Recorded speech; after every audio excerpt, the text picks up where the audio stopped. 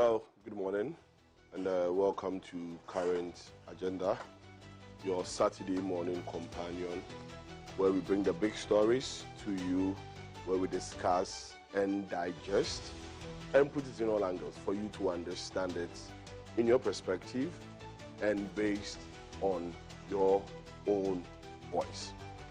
Now this morning we are looking at what I call the 3 R's. We're looking at remembrance, we're looking at resistance, we're looking at revelation. Those are the 3 areas this morning we'll be considering. Remembrance, resistance, revelation.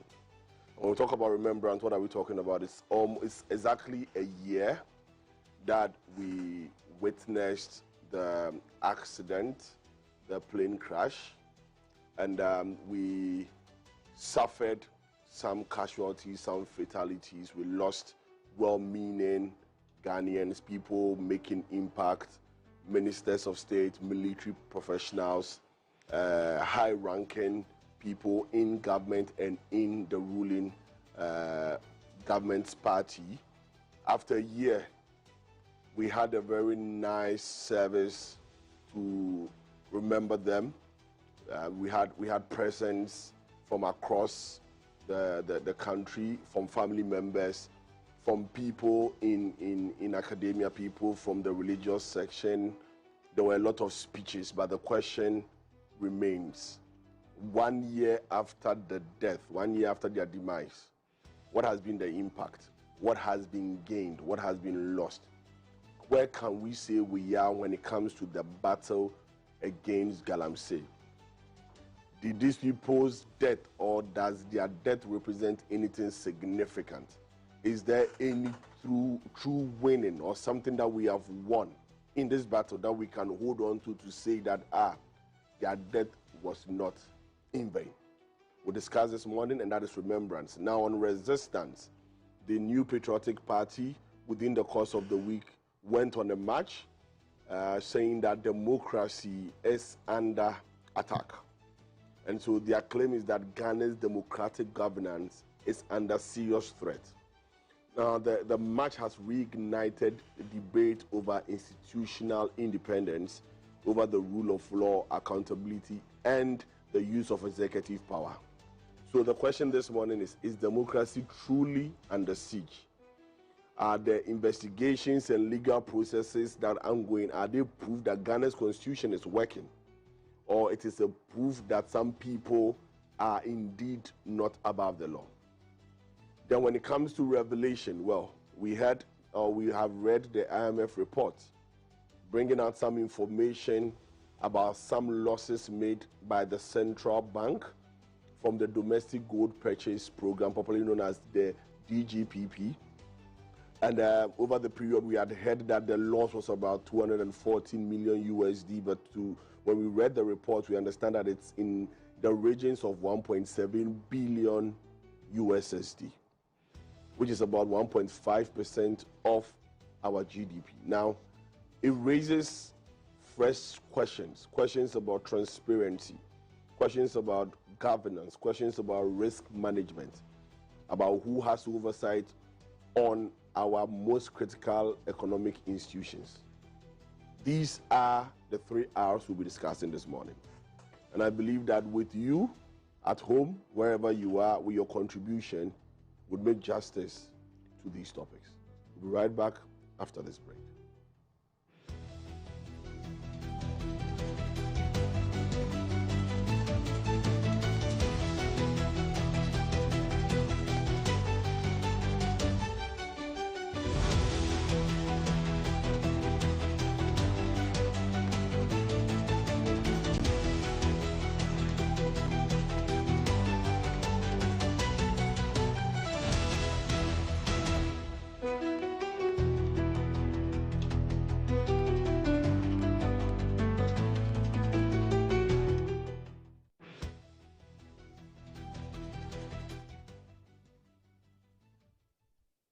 Well, welcome back from the break. Current Agenda is proudly sponsored by Bank of Africa and the NPA. Now, this morning on Reflections, I would want to speak to a very interesting, I'll make it very short this morning, I'm sure a lot of us have seen the video circulating, two videos. One showing the now minority leader and the team that went on demonstration presenting their petition to a representation of the presidency. And again, we've seen another video of the person who stood in for the president to take or accept or receive the petition, also at a sister radio station, also speaking to how she believes she was handled. Now, I know this is a funny and a bit of a tricky ground. We are in a dispensation where we, in one breath, we speak against revisiting things of the past. We speak against saying that the fact that somebody did something in the past does not justify you doing it today. But the same people that speak against it, when given the opportunity, refer or try and justify their actions by the past. Now, I want to look at what happened in a different dimension. I want to focus not on the protocols of it. Yes, we can always talk about the protocols. We can always debate the protocols. But I want to look at what would we do when it's a woman, if it's a female figure in the helm of affairs or in the middle of the discussion. Now, we know that a petition, a protest, it's intended to push a message. But do we determine who speaks for the state?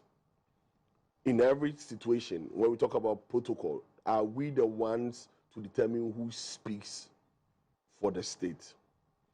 Now, we witnessed that the democracy is under attack demonstration. It ended with a petition being delivered to the presidency.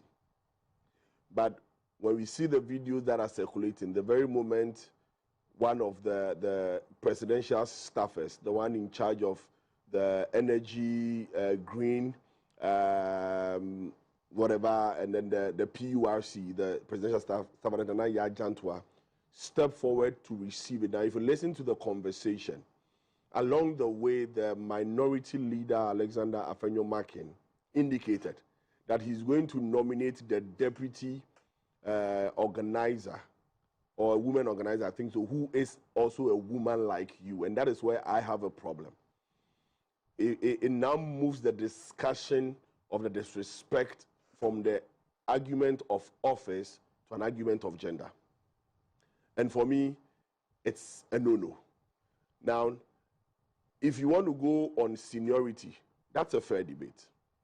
Of course, in any democracy, parties have a right to express themselves. Parties have a right to speak their mind. Parties have a right to push their cause. And that is not taken away. I mean, the NPP is making reference to what happened in 2023. It's okay for you to do the politics. But you see, in a dispensation where we are encouraging women to take up responsibilities, we are encouraging women to take up higher office, we are encouraging women to step out, we are creating a lot of laws, we are putting initiatives, we are encouraging women ratios or women participation in politics, pushing for women to even come to parliament, reducing how much nomination fee they have to pay, doing all these things. We least expect these same people, when it's a woman involved, to use the gender as an issue in or for discussion. Now, the presidency has the right to decide who represents it, and that's a given. You cannot determine or tell the president who you think should represent it. But the very moment the debate shifts from who into the gender, then it becomes a problem. Nana Yaa was not there as an individual. She was there as the state. At that moment, she was a delegated authority acting in the official capacity. And so to suggest in any way and go on the tangent of gender that she was not big enough, and so you are bringing a woman just like her to come and receive, it's a no-no at all. Mr. Minority Leader, this was not right. No. It makes this message cut deeper. We do not do this and expect that our young ladies, our females, will keep coming up. No. Again, like I'm saying, it is not about the office. I appreciate it if you think that, yes, if you're coming and you should be the chief of staff or a director at the presidency, I agree. Rank for rank, I agree. Many years ago or 3 years ago, the request was that it should be one of the deputy governors or it should be either the person of banking supervision. I agree. So I get the protocols. But it's when it shifts to gender, that is where the problem is. So my daughter sitting at home watching this is discouraged. My little sister watching this is discouraged. She would ask me that if this is what I'm going to face when I get up there, what would I say as a big brother? What would I say as a father? And that is what I am speaking against this morning. The whole discussion could have gone the way it went up until the point you said, we are bringing another woman just like you to give to you. That line tilted the thing from protocol to something else. And I believe as a country that we would want to go forward, this should not be how we encourage the young ones. This is not how we should encourage for marginalized people or people that have been let or put aside for a very long time. Look at all these efforts we are doing. We're trying to have women representation in political appointments, everything. For the first time, we've had a female vice president. It's encouraging, pushing women up, giving them the hope that they can achieve it.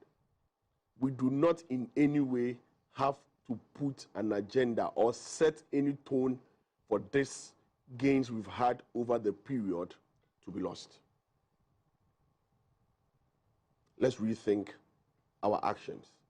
No matter how small we might think it is, or how we might think it does not border on a certain line, let's think through it properly. Like I said, the whole discussion would have gone on very well, and your case would have been made based on protocols and based on seniority. But that statement. Now we know the Gender Center for Empowering Development has flagged exactly these kind of risks. That such remarks don't just target one person. We've targeted a whole gender, it discourages women, and it chips away the whole agenda of inclusion. This is not MPP, this is not NDC. This is speaking to ourselves as Ghanaians. As men who have wives, as men who have children, daughters, as men who have sisters. That is the conversation we are having. I'll be right back after this break.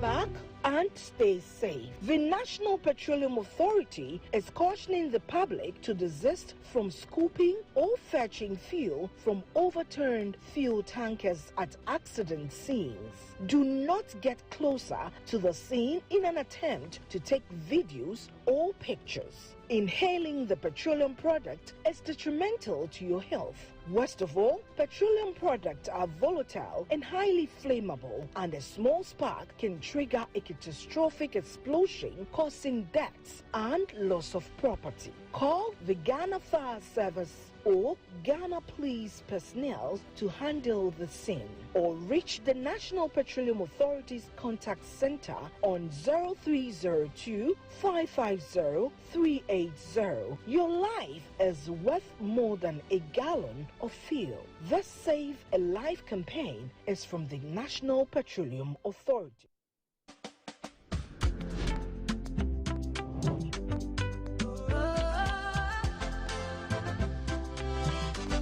From the heart of Africa we stand, building dreams across the land.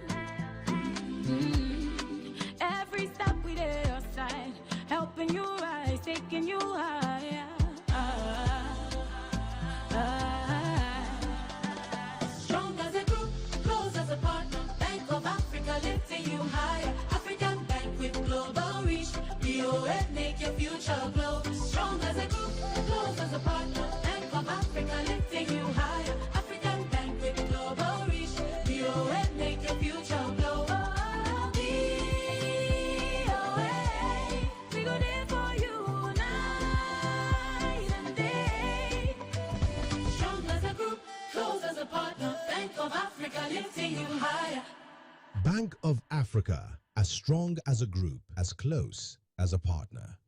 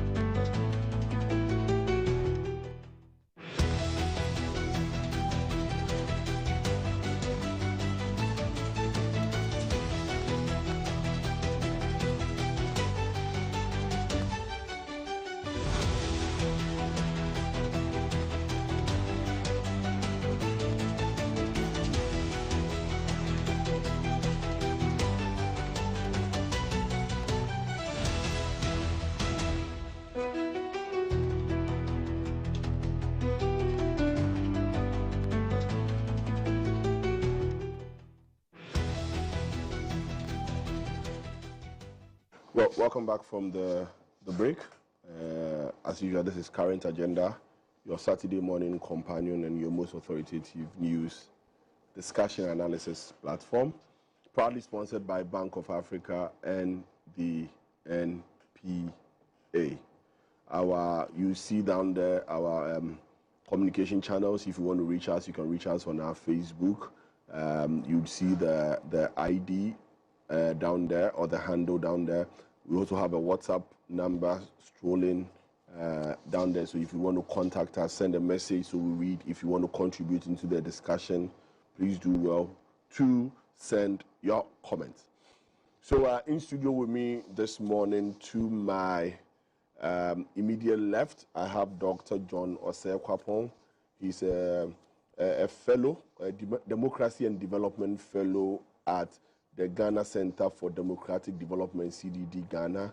Doc, good morning. Good morning. I hope you're good. I'm fine, thank you. Right. Then next to Doc, I have my Sisala East MP. Sisala East MP. You know my two favorite MPs, Bongo MP, Sisala East MP. Yeah.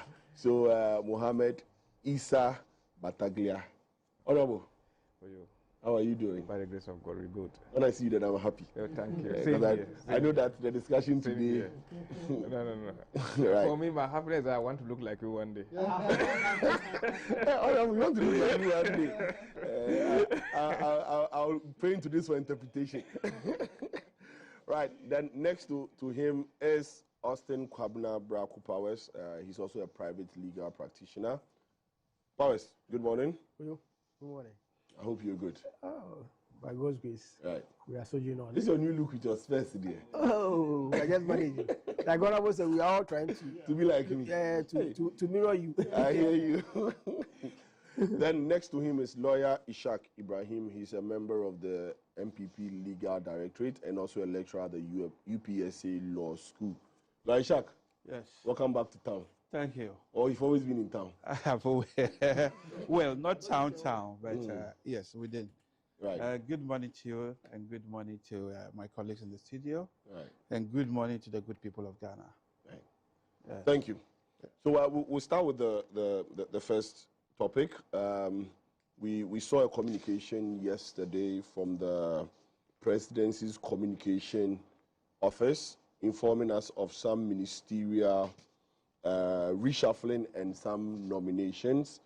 Dr. Zaneto Ajima-Rawlings, the MP Honorable, has now been nominated to be the Yes, the Minister for Environment, Science and Technology. We had this about a year ago. Her name was being thrown around, but eventually it's been put in one of the ministries.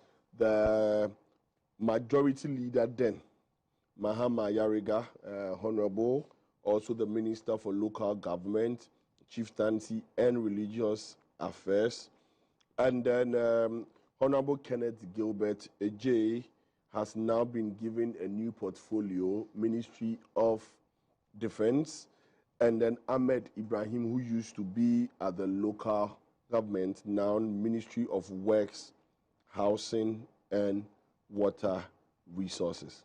Honorable. Some of them, Dr. Zaneto and Honorable Ayariga were, and in fact, Ahmed Ibrahim, both of them are your colleagues at Parliament. Yes. But what informed these? Because a lot of us were thinking that Dr. Zaneto will probably even go to defense with her background and her family and all those things. We thought defense, but we are seeing environment. Yes. What's your take on this? When you saw it, maybe you would have known already. Of course, consultations will definitely be done with leadership in Parliament, which will be passed on to. But anyway, yes. Let me start by saying a very good morning to you and your wonderful team. Good morning to the honorable members on this high table. Good morning to your cherished viewers and by extension listeners. And I also say a special good morning to the people of Sister East. I am here because of them. Yeah, well, yesterday we saw through the news portals that some appointments have been done and some reassignment has been done. And clearly that is within the mandate of the president. I am a legislator and will always want to adhere to what the president says based on the vision he sees for himself. And clearly, if you see, I was just saying that, let me start from our leader, Mahama Ayariga. His style, if you ask any other person, especially as being the first timers in Parliament, you can see that he is somebody you need to learn a lot from. Politics, like somebody would say, the Chamber of Parliament is a Congress of politics. And if you have the minority leader who has a special skill, style, let me say he has his own style, if it's that hot, Ayariga will tell you that I need to be extra cool to quench his heat. And that has been the strategy. And we've seen nothing but maturity, even to the extent that when we have issues as parliamentarians at that level, how he's able to see through everything, navigate through us and getting us on board to be able to do things. That is why, besides even the complaints of absenteeism and those things, any other time that he needed something to be done in Parliament, even if you take us up to 3 a.m., people will be there to support.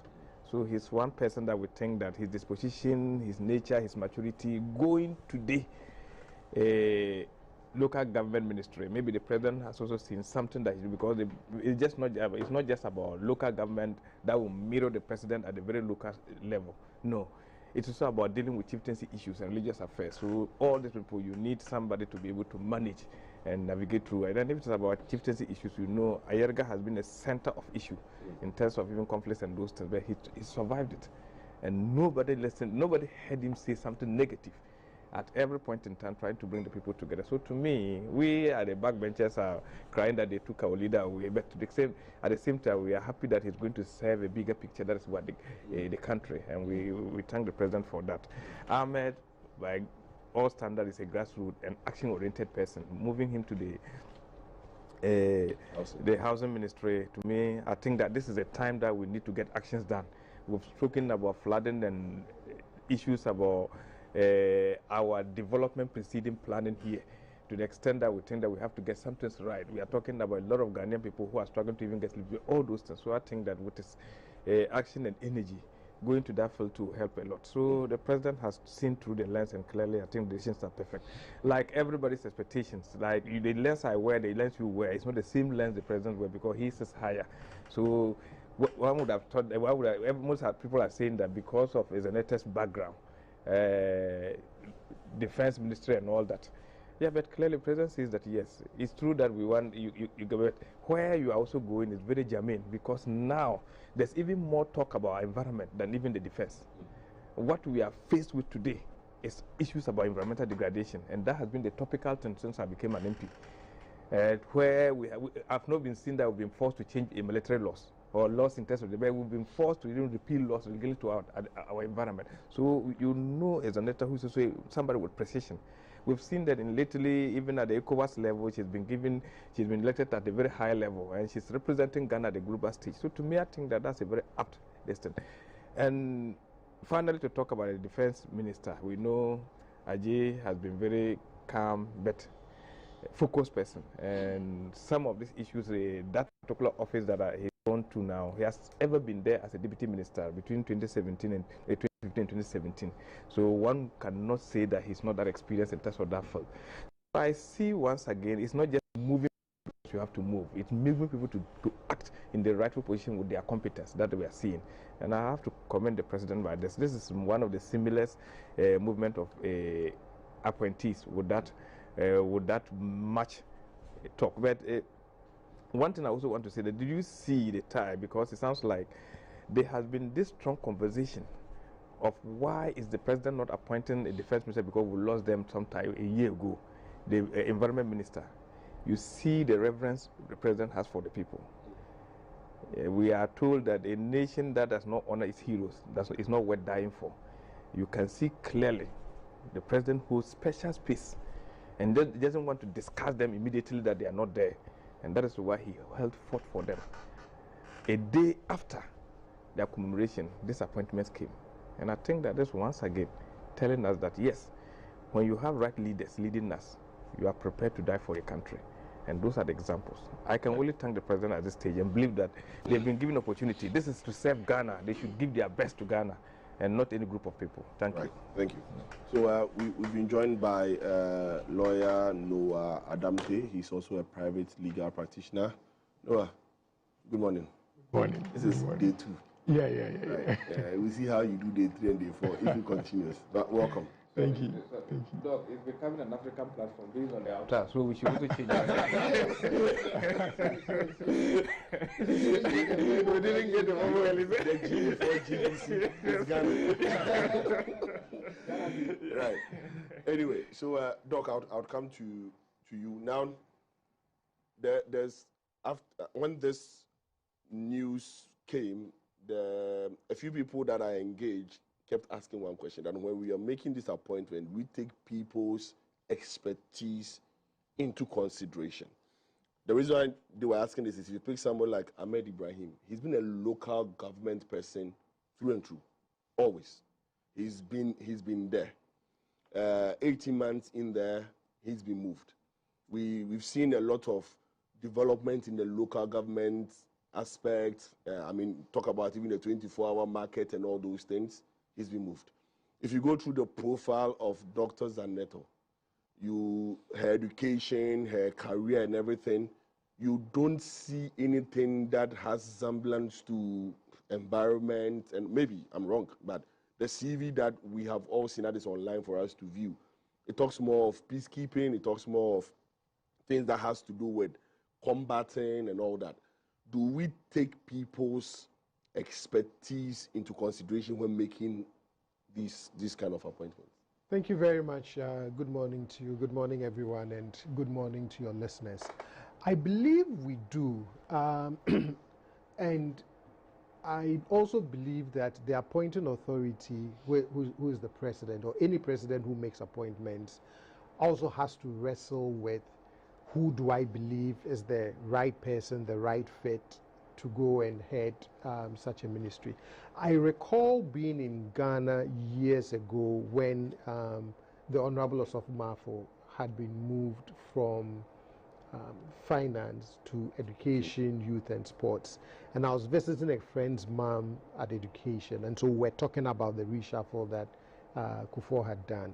And she was saying that one of the things they have wrestled with in terms of preparing for his arrival was that there's always a debate between, do you need a good technocrat, one with substantive knowledge in that particular area, or do you need a good administrator, right? A good manager, someone who can So a good leader. precisely who who can can get people. manage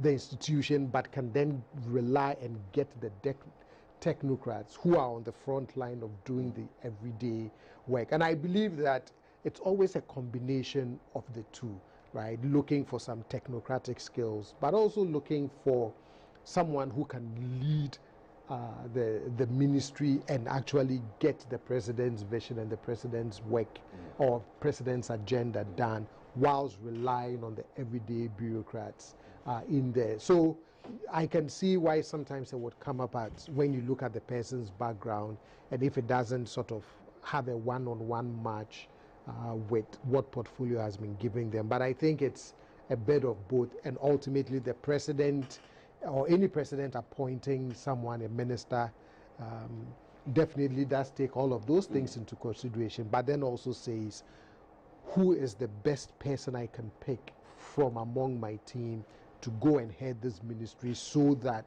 whatever vision we have within that particular domain, they can carry it out. Right. Okay. Powers, which of these shuffles or nominations jumped at you when you saw it?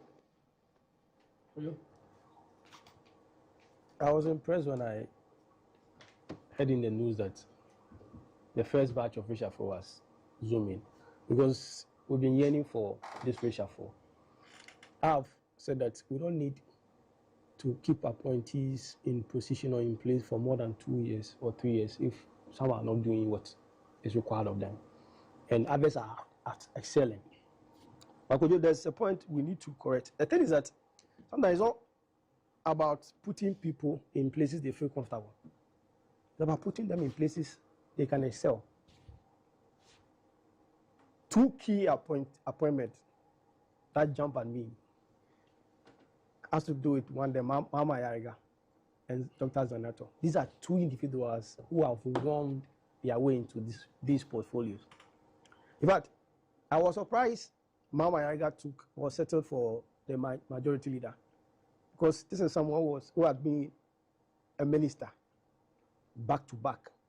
Then later, when your party came to power, they said, no, settle for majority leader.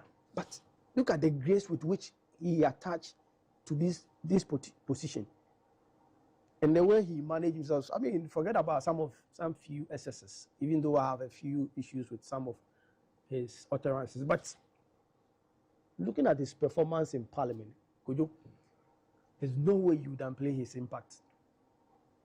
So I'm happy that the president has finally given him a portfolio. But we know what he has done in the past, and I know he will excel. Dr. Zanato, in fact, the position that fits him well is the environment ministry, MEST. I have said, when people were they were panning around saying that, oh, he should be sent to the defense ministry, I said no. When you look at the education, it is a given that she has undertaken courses in security, peacekeeping, and other places. But this is someone who is active in social development, environment, relief, advocacy, and other things.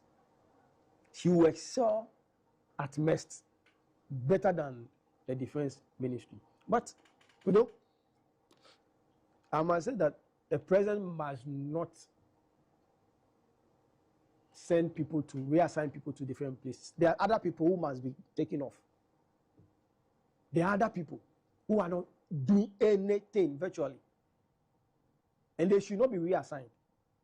This should not be a reward for anybody that because a few individuals have been reassigned, others too will be reassigned. There are some people that should be taken out, because you have almost close to 184 MPs in Parliament. Fact is, you can't satisfy everybody. Not everyone will get an appointment. But those who are not performing, just get rid of them. Because this is a legacy year. And there's a lot that has to be done. So the first batch of reshuffling is masterstroke. The second one, they must not be reassigning. People should be just let them go. If they are in Parliament, they should concentrate on their parliamentary duties. If they are not in Parliament, they should concentrate on their advocacy, so that we can build the nation. The thing is that this is not a year for experiments. We had 8 years of MPP.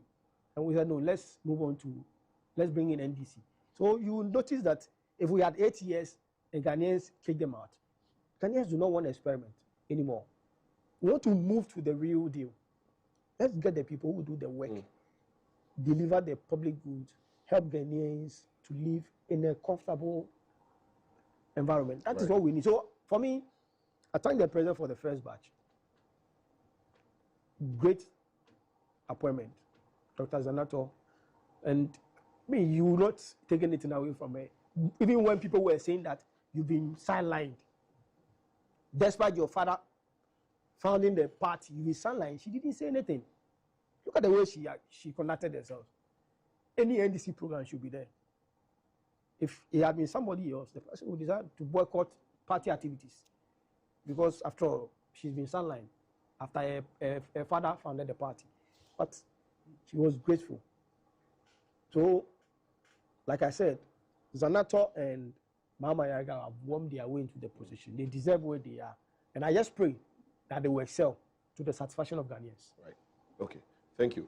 Noah, before I come to Ishak, I know Ishak has been shaking his head from the town of his other speaking. So, Noah, now, out of the 4 names, one of the names that I'm sure is not too popular with Ghanaians will be Kenneth Gilbert Ejay. Now, if you go through his profile, the little we know before he came into politics was what he did with the Lodina Foundation. And I think in the Mohammed's first term, he was also a deputy minister for defense. I think he was there for 1.5 years. It was from 2015 to 2017, the 7th. Yes. So technically, he had some 2 years defense experience at the time.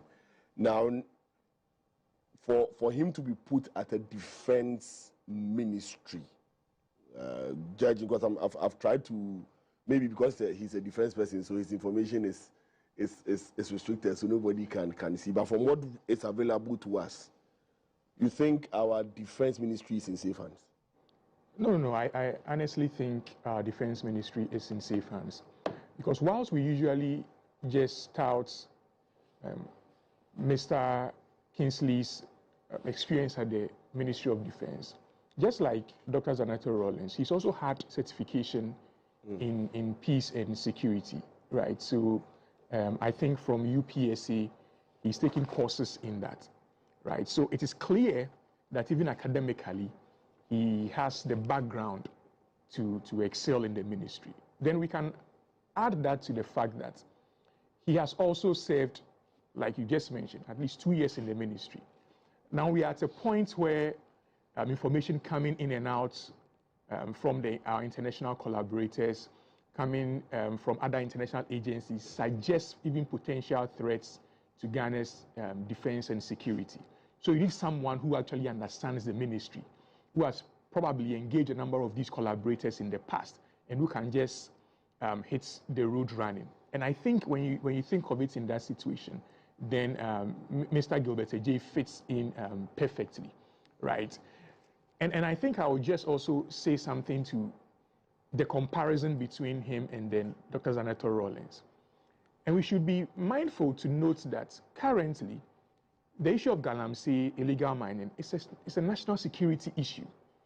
And so you would also want someone with a security background within that space to ensure that a lot of the government's policies and programs that have been deployed in that area are also performed adequately, right? And so you need someone like Zanato Rawlings, who has a background in security, to also be within that space to supervise what the government is doing there. So when you compare Mr. Gilbert's background, his experience, then I think between him and Dr. Zanato Rawlings, within the time within which we find ourselves, it will be more prudent to have him at the Ministry of Defense. And then look at the time within which we find ourselves also, it becomes more prudent to have Dr. Zanato Rawlings in another space where security is also very crucial. So I think it's a very prudent decision taken by the president, right? And within the time that we find ourselves, we cannot complain that much. What we have to do is to give the two people the necessary support that they need, right? Provide the necessary human resource support, provide the necessary national trust and support that we can give them to excel at these two security-conscious spaces, right? Because if we treat Galamsey, we treat illegal mining as something that is not a security issue, then we lose track of its potentiality in terms of affecting the peace and security of the country. And so I find her as a perfect fit there, and I find Mr. Gilbert Ejay also as a perfect fit at the Ministry of Defense. Okay. Lawyer Ishak, again on that same defense, I'm critical on that one. Now, if you check through the country's history, from when we had democracy, CNC, in this new dispensation, we've had Lieutenant Colonel EKT Donkor retired. Then we had Dr. Kwame Adokufo. We had Albert Kandapa. We had Lieutenant General Joseph Henry Smith. We have Mark Wayongo, the popular Mark Wayongo, Dr. Benjamin Kumbo. We have Dominic Nitiwu, then the late Dr. Edward Omaneboama, and then Kenneth Gilbert Ejay. Again, do we think he can walk in these shoes? Because the names I've mentioned are heavy shoes that have been worn by people who this country have known to be stalwarts. Do you think he would leave this office without hanging on the wall that Kenneth has been an exceptional defense minister? Thank you very much, Kajo. But I'd like to just appeal to you to give me some room, because a lot of things have been said that I fundamentally disagree. So if you confine me to this particular area. So you answer my question, then you can see the ones. Yeah, I would want to touch certain things. I will add your question to it. Okay. And then, yes. Unfortunately, this morning, I'm going to be a devil advocate. And it's quite an unpopular thing to do when almost everybody in a panel agree on certain things, and you fundamentally find them not to be right. But a platform such as this agenda, we are speaking the national interest. And if you disagree, I think it's always better for you to express yourself. My first disagreement is with Honorable Mohamed Issa, where he made the point that the president was right not to have appointed ministers to replace those ministers that had died in the disaster. Because it was a form of honoring their memories, or a form of respect, traditional respect. We revere for the way they had carried out their national duties and died tragically in national service. I disagree with that, because even when our president, we had a sitting president who had died, within 24 hours he was replaced. Why didn't we honor, if that is what you're saying is true, why didn't we honor the memory of President Mills by allowing the presidency vacant for 1 year? We couldn't do that because the office is very, very important.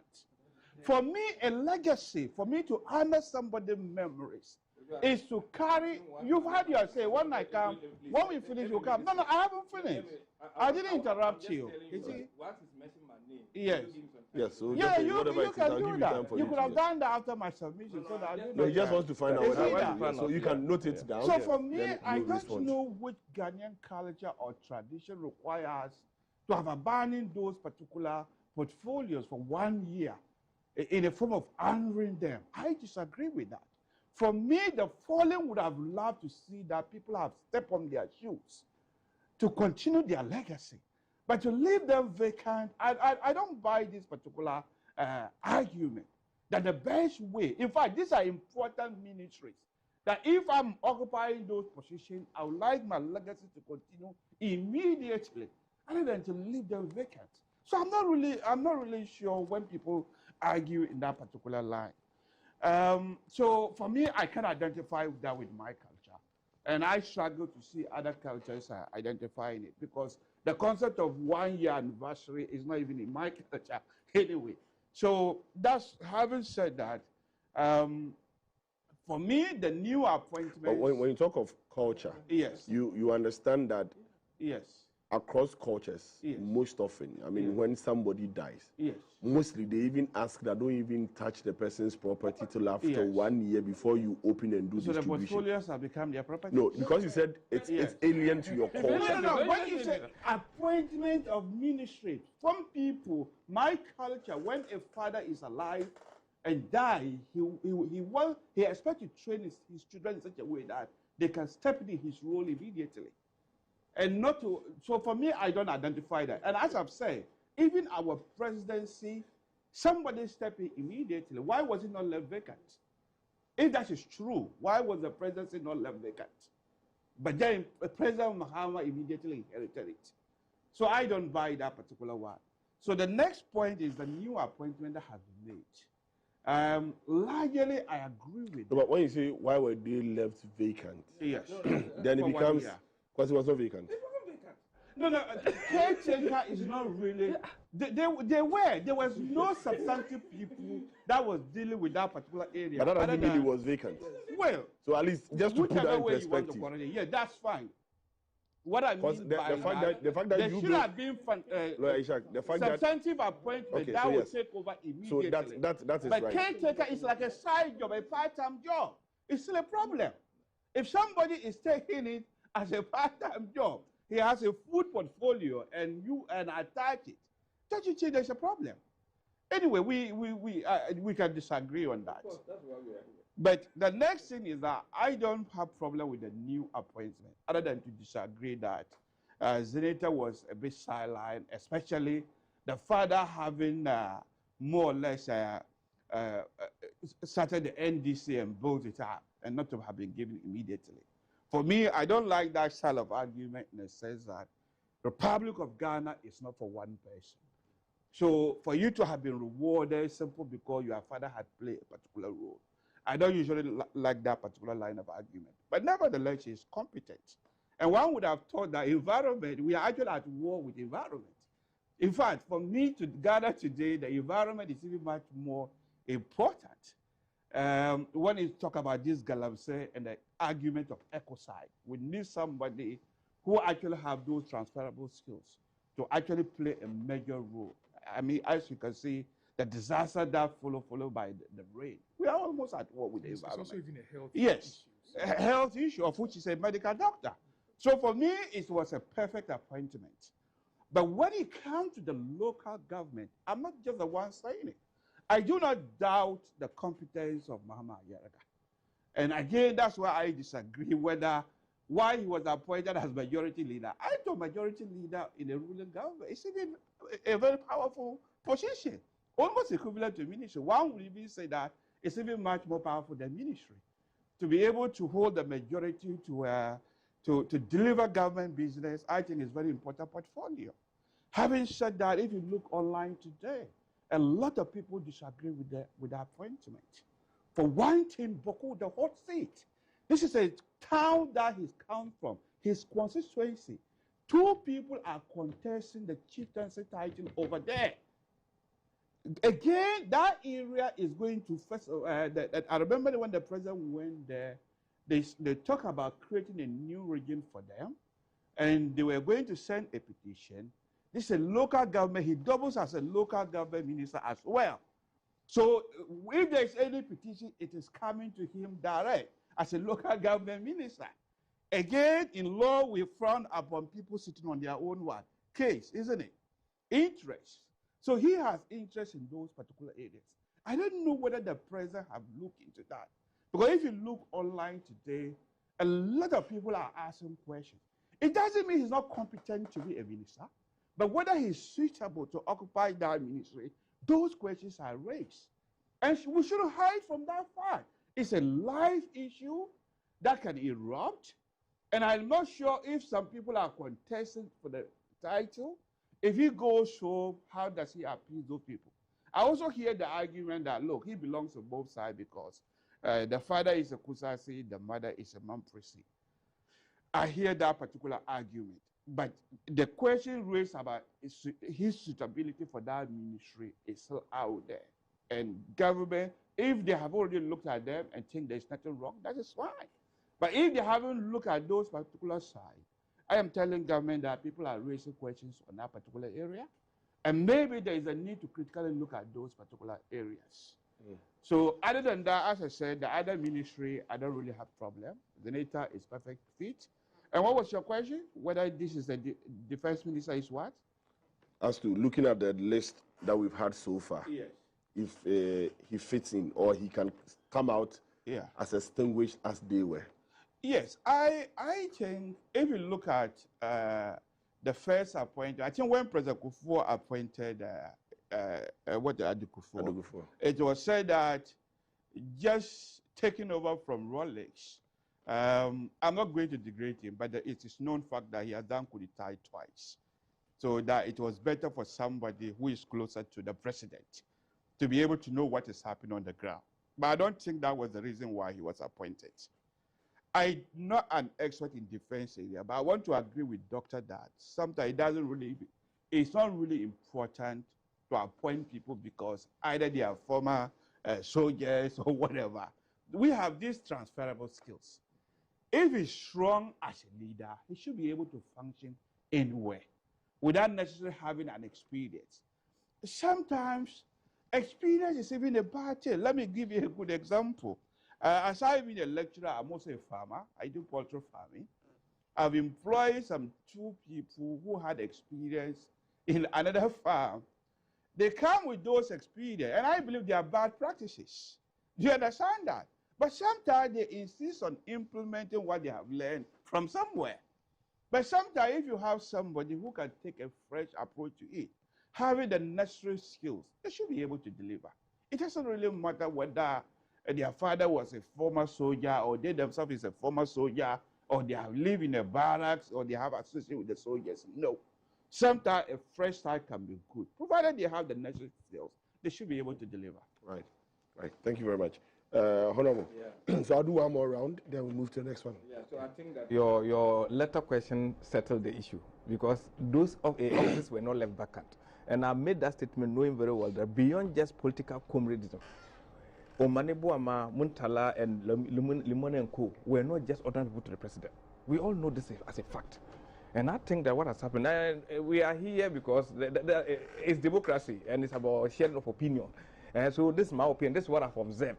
And because people have called on a daily basis the president to appoint, we've had discussions on this table. But I'm telling you that a day after their 1-year commemoration, this appointment has come. And I said that to me, I think that that's the way he wants to honor them. And if you disagree with that, and you are bringing about cultural issues, which of case later you reveal that in our cultural parlance, those things are, that's but I felt that I'm reading meaning to what the president, not that I sat with the president for him to discuss it, I'm reading meaning. Because a day after a year commemoration, this appointment came. Right. That's what I'm just reading. Okay. So, what's your expectation of if they all stay in power to 2028? If you are going to mark any of them, what will be your KPI that you give to them? No, like I said, you see, lawyer Powers, Branko Powers made a very fantastic point. He said that this is not time for experimentation. And I think I made those campaigns. I said in 2024 election, Ghanaians were presented with what? Experiment and experience. Ghanaians went for experience. This is the time for them to go full gear. And I conclude by saying that it is not for them to serve a particular group of Ghanaians. It is for them to do the work for Ghana. And I think that we are at a time that we cannot be given excuses. Trust me, I am sure we are going to take positive boxes. Knowing very well, I have sat in a meeting with all of them where the president will make it clear to you ahead, because everybody in that system is a tenant. Nobody is a landlord. When you don't do things well, they will tell you where to go. Right. And I'm sure the president is not going to take it kind for people who think they're just an office for them to sit and get accolades. No, it's for you to do your work. And clearly, like you said, you brought issues about comparisons. I think when Dominic Nituwul was being appointed as a defense minister, the same questions were asked. But we saw that he did very well. Yeah. Yes, and even sometimes we at in defense ministry, we don't, even if you look at like Victor Smith and Co, they are not hot-headed people. No, people who are calm, who are Adokufo, people were saying President Brother, but everybody at a point liked him because they felt that he was a nationalistic person. We all saw that. So please, I think that this once again, Kenneth has been one of the cool guys. We don't hear much about him and those. I am sure he's be able to rally the country around, make sure that we focus on something and save this country. Trey, I don't have a problem. I think that the president has looked really, his lens is perfect, and we have to support him do his work. Yeah. Noah, what's your KPI for these people? On sit I hope this year, 2028, we'll do 6th December again, or if it will change, or 7th. On 6th December, the day before you go and vote, what will be your KPI to assess these four? I think for me, my real key interest is in the Ministry of Environment, right? So my KPI for Dr. Zaneto Rawlings will be how we are able to address the issue of illegal mining and the pollution of our water bodies, the health risks attendant to that. So I'll be looking at that.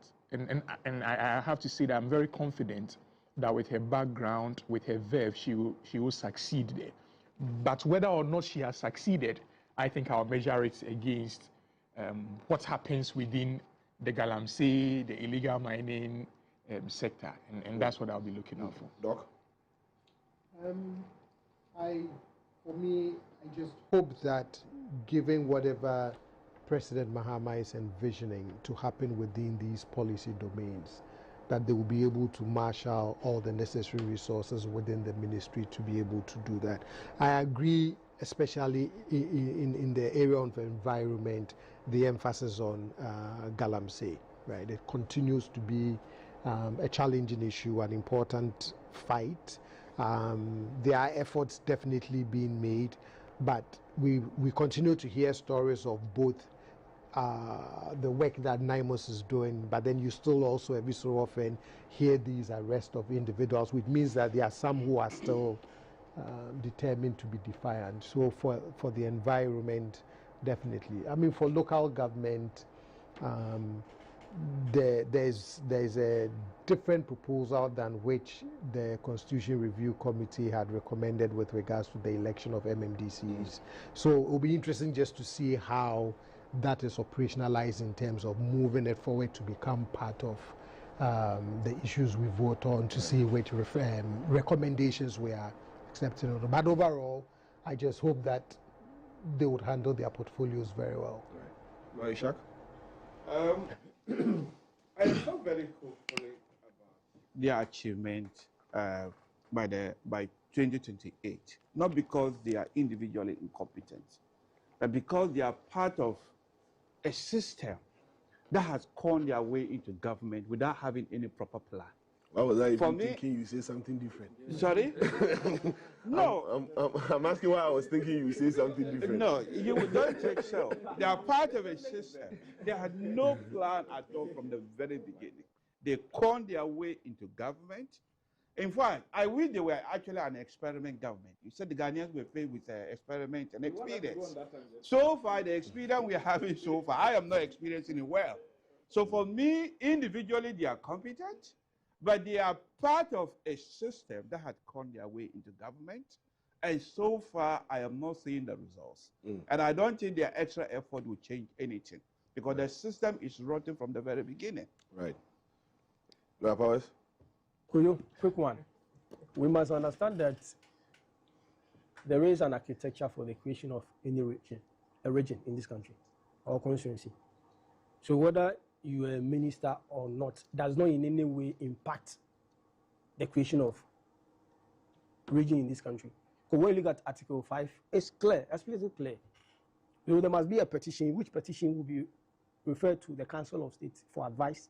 Then, if they deem that it is appropriate to create a region, then a commission of inquiry is set up to investigate before a referendum.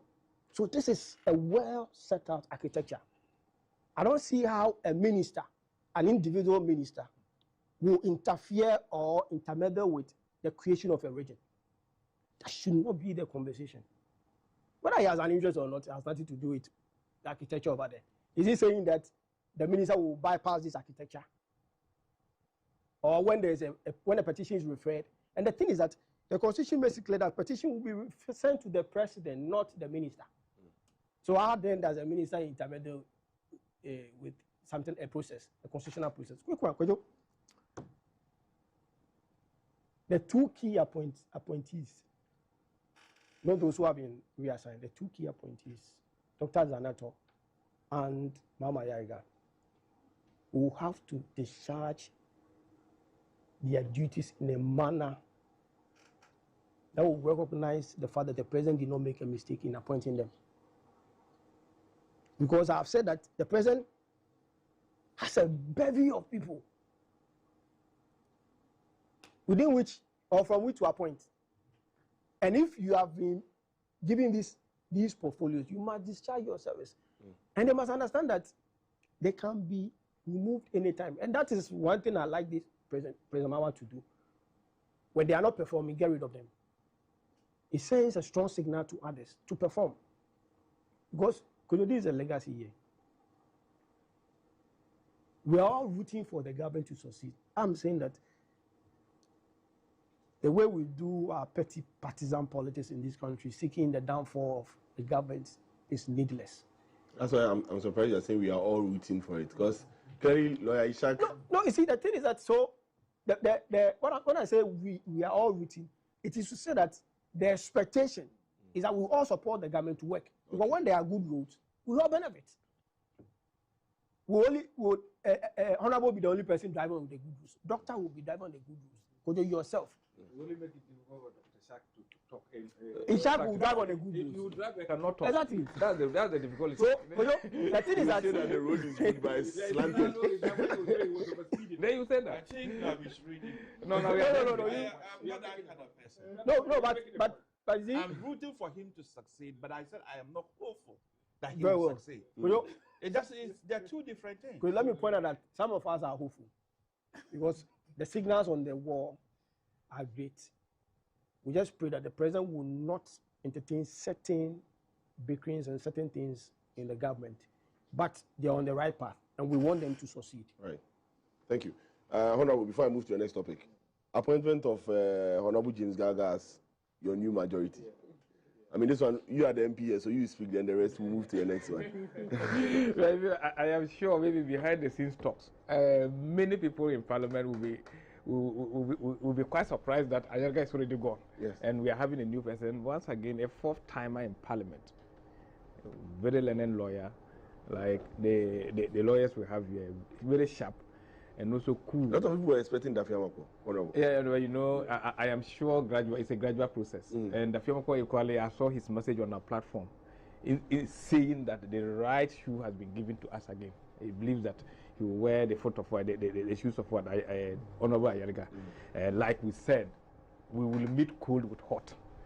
And I have made it severally. The louder they shout, the thinner their back becomes. And that's Afenyo. Let's allow him to do his political optics. Let's allow him to filibuster all along. But let's get government business done. That's what it is. And I think that James Agalga, honorable and lawyer, will be able to do that perfectly. So I think that once again, by October, we will come applauding to have another leader that will be able to match all of us, influence us to be able to carry on with government business. So to me, it's been happiness on our platform since yesterday. Yeah, but I'm sure when the interview, he said he himself, it came as a shock to him. I know those are the reactions. But he thanked the party leadership for giving him this opportunity and believe that he will not disappoint Ghanaians. The president gave an indication, I will always refer to that, on the 6th of January, before I was swearing in. President said that we have the numbers that we require, but I don't want to be a supreme leader. Do things that will inure to the benefit of this country. And I'm sure that kind of leadership will become a showcase. Yes. Just 1 minute on that one. I was happy when I heard about his appointment. In fact, James Agaga is a senior lawmaker, a well-established politician for that matter. So I have no doubt in my mind that he will succeed.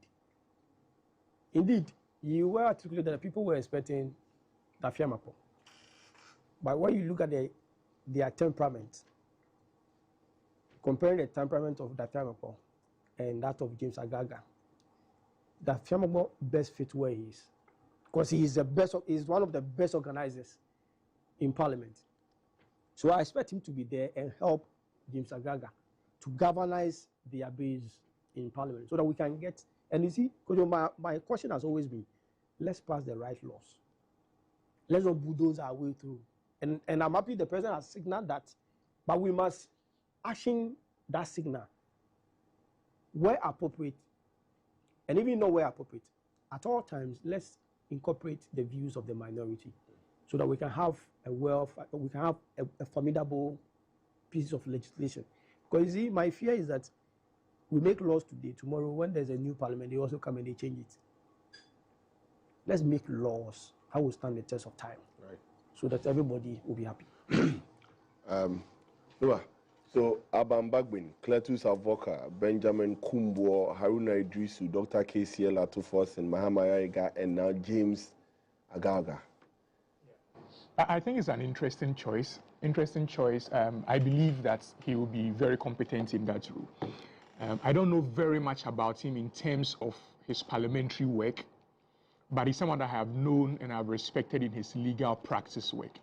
And if you look at the kind of leadership he provides to the people who work with and under him, and those other people he meets in his daily practice, even the courts he deals with, I can say for a fact that if it is the same experience that we have had with him outside that he's bringing to lead the majority in parliament, then he's going to succeed. And clearly, he coming after the line of people that you have mentioned, and in a time when there are even calls for reforms in almost every aspect of our governance architecture, I think his demeanor and then his relations with people will serve the state, the government, and then the majority will in parliament. So I wish him the very best, and I know he will succeed. Similarly, I don't know him that much. I don't know his parliamentary duties. I don't know much about his legal practice. But what I would say is, majority leader, I would just urge him not to use his numbers as previously they have done to bully the minority.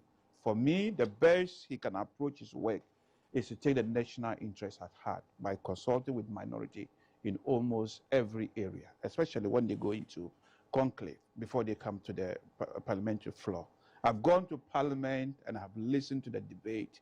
Sometimes it's not just healthy at all, especially when you compare it to other parliament I had the opportunity to go and observe proceedings, especially the Westminster Parliament. Sometimes ours is not just healthy at all. Even though over there they also act like children, but when you come to our parliament, the very day I went with my students, it's like they cannot even get business done. A point that has been ruled, the speaker has to overrule. They will be on one point for almost an hour, 2 hours. And you ask ourselves, we were aspiring to come to this chamber as I've gone for parliamentary primaries. You ask yourself, is this what people really come to parliament to do? So for me, and that attitude is like people are much more interested in the party interest than the national interest. So once in a while, we can put aside the party interest and ask ourselves, what is the national interest? You know, that would be difficult, because once you have a whip system in place. No, whip system shouldn't whip everything. But there are certain things that are in the national interest that we just say no. Right, Shaq, I think everybody agrees. But once you have a whip system, even from the Westminster, once you have a whip system. No, the Westminster system, sometimes the Prime Minister will just say, look, this one, people should vote according to their conscience. Especially the LGBTQ bill. For example, something like that, people they could have just given each side the freedom. Vote according to your interest. But if there is a small point, not even a very big one, the speaker will rule on something.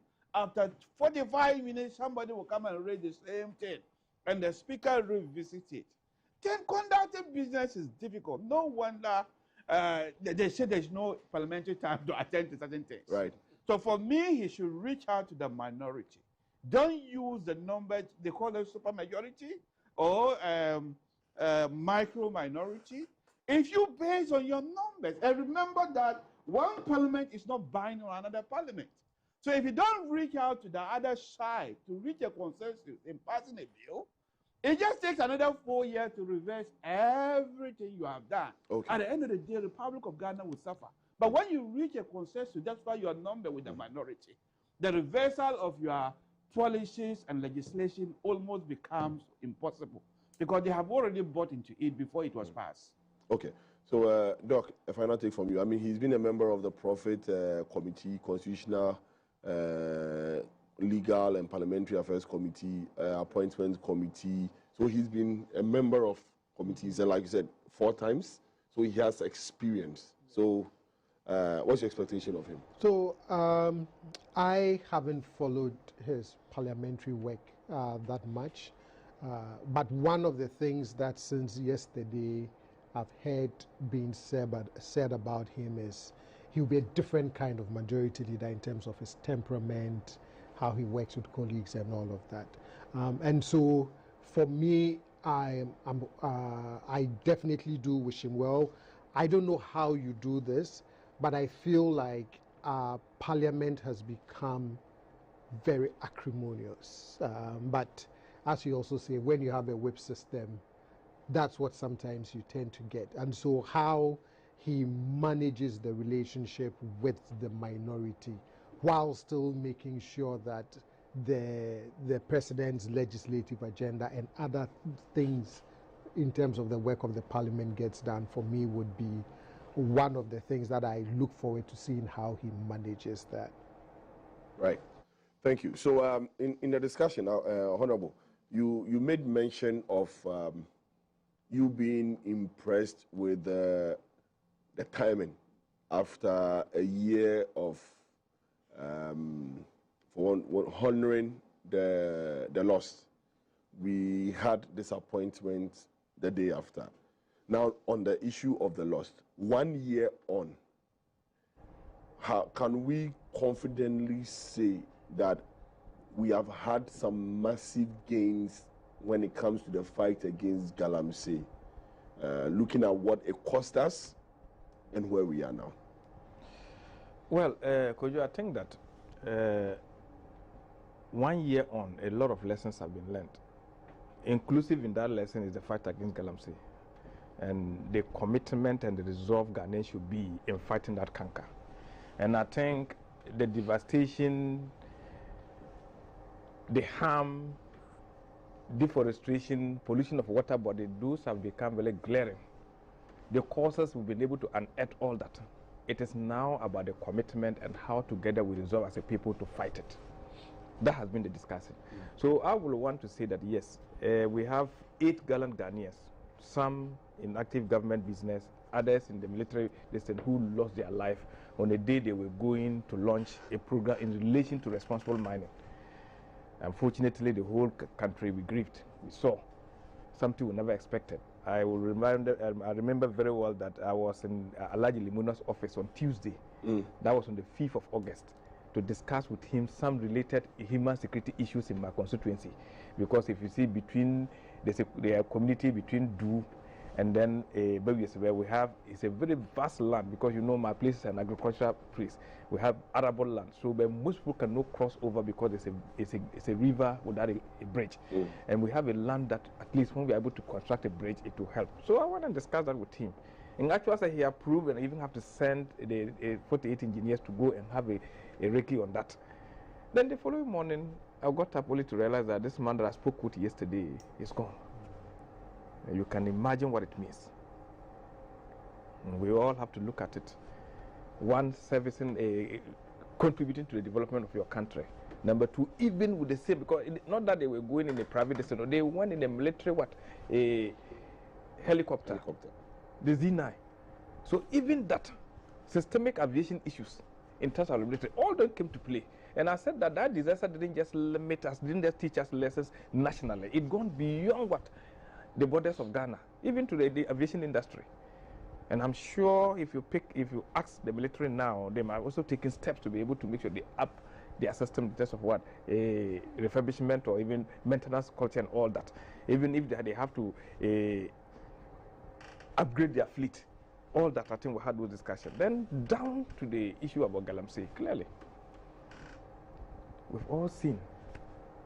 Muntala Mohammed Afsad, I am with the subsidiary legislation committee when this issue about LI that permitted mining in the forest reserve, is this LI 2462, right? Yes, repealing of it came. He was always at the committee, making sure that he listened to what the president said and what Ghanaians are saying. We did all that. Now it's about the implementation. But I think that yes, a lot of things have been done, but we've not gotten there yet. We still have a long way to go.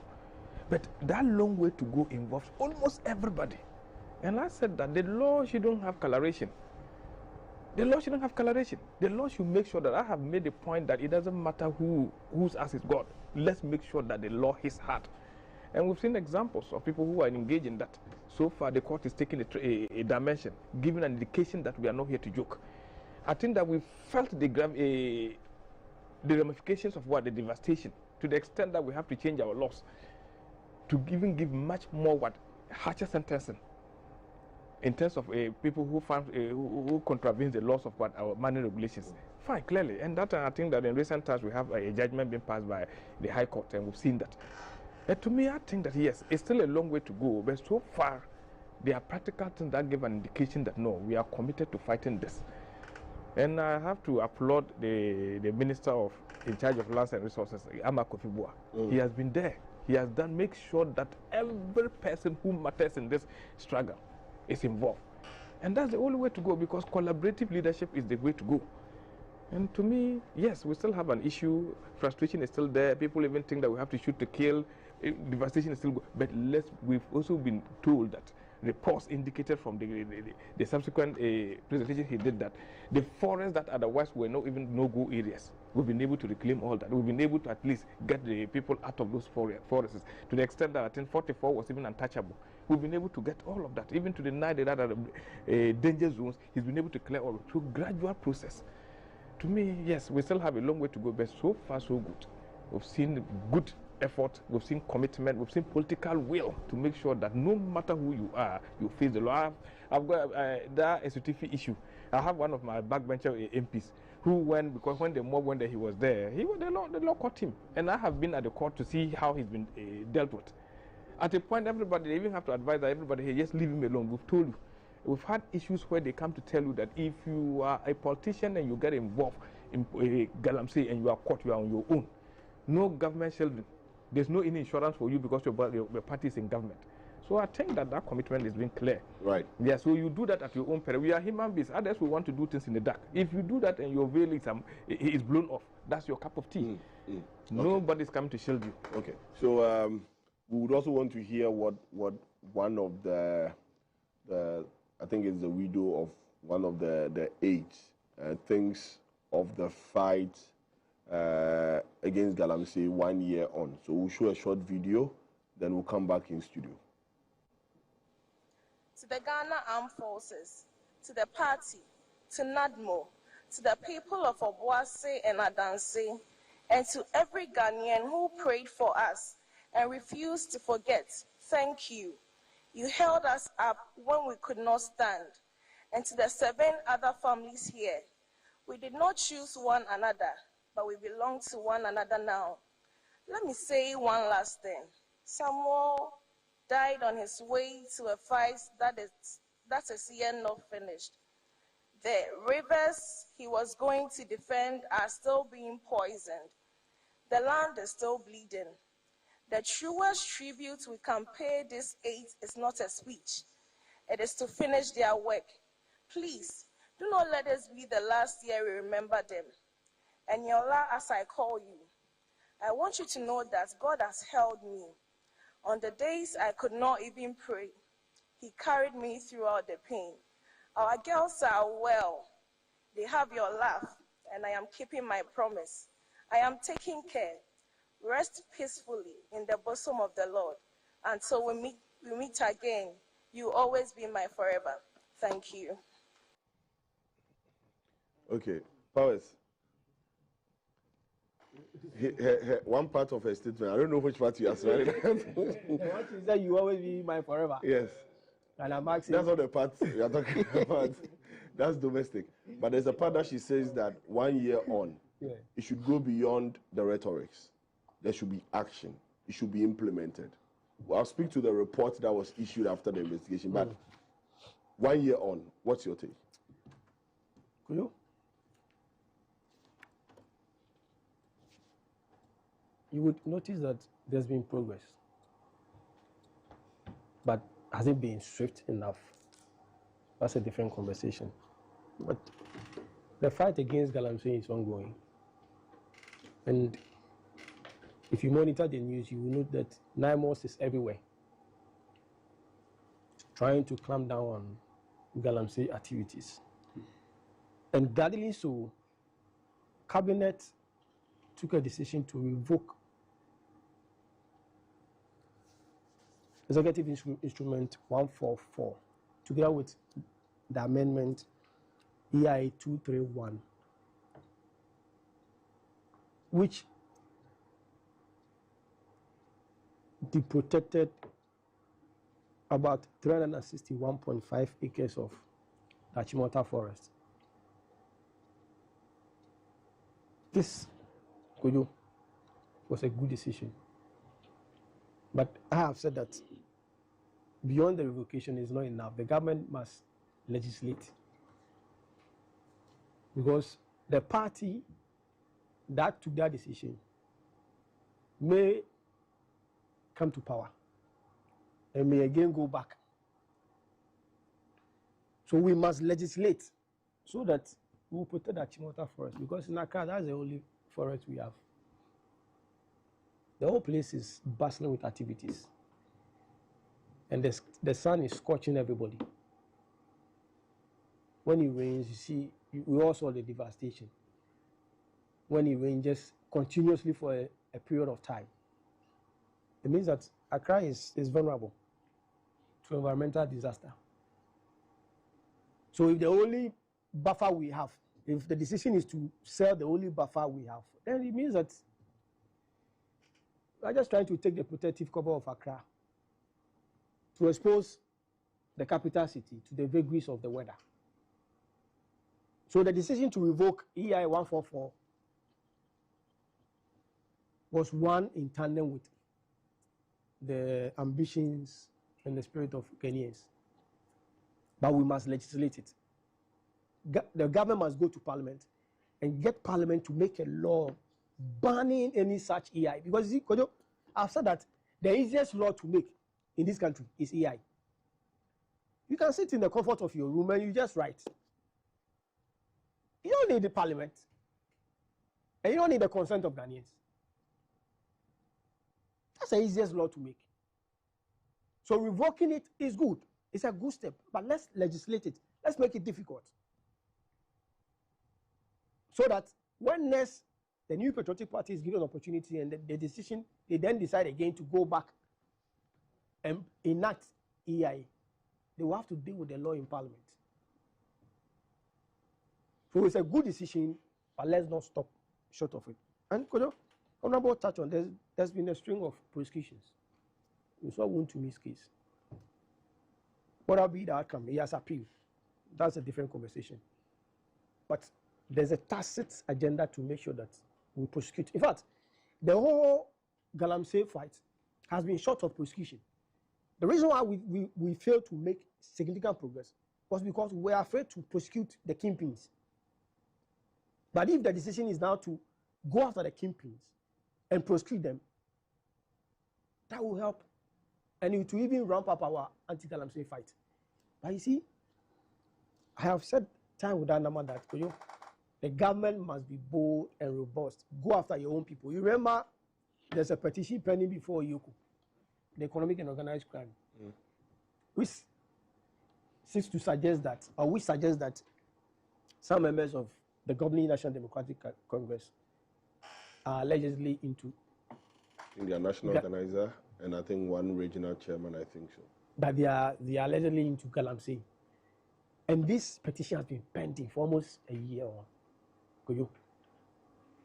When he has Attorney General, he says Yoko has not. I think, yeah, Yamin and Abanga, I think so.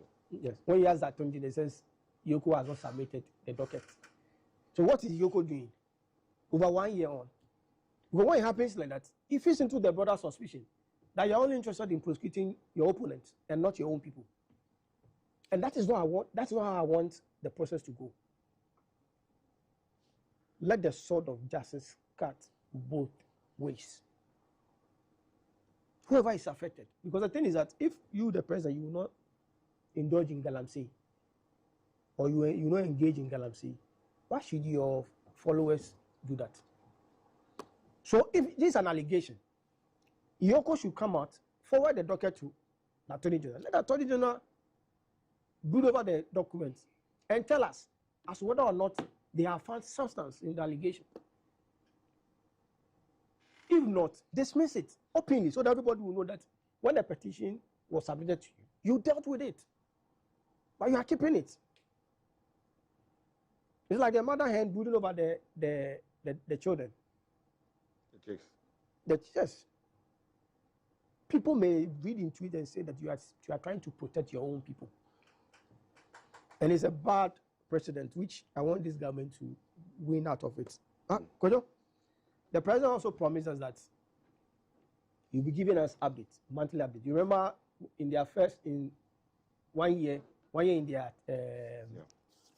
one year in office, the president met CSOs, met a string of, I think CSOs twice. Twice, yes.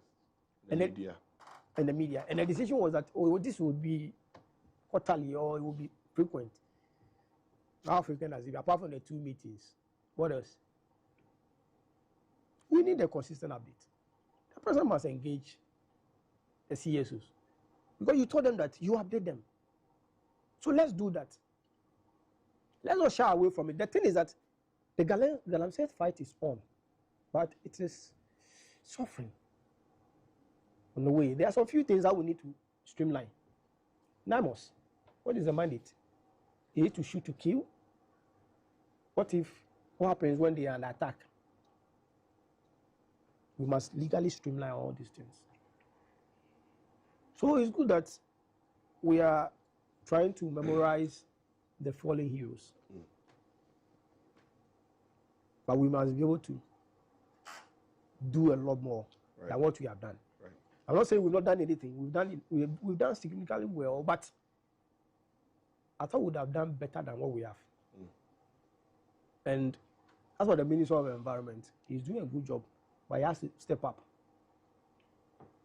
He has to step up.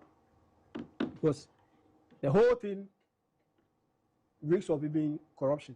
You mean Minister of Lands, right? Yeah, Minister of Lands. Minister of Lands. He's doing well, yeah, but he has to step up his activities. And he has to check his men.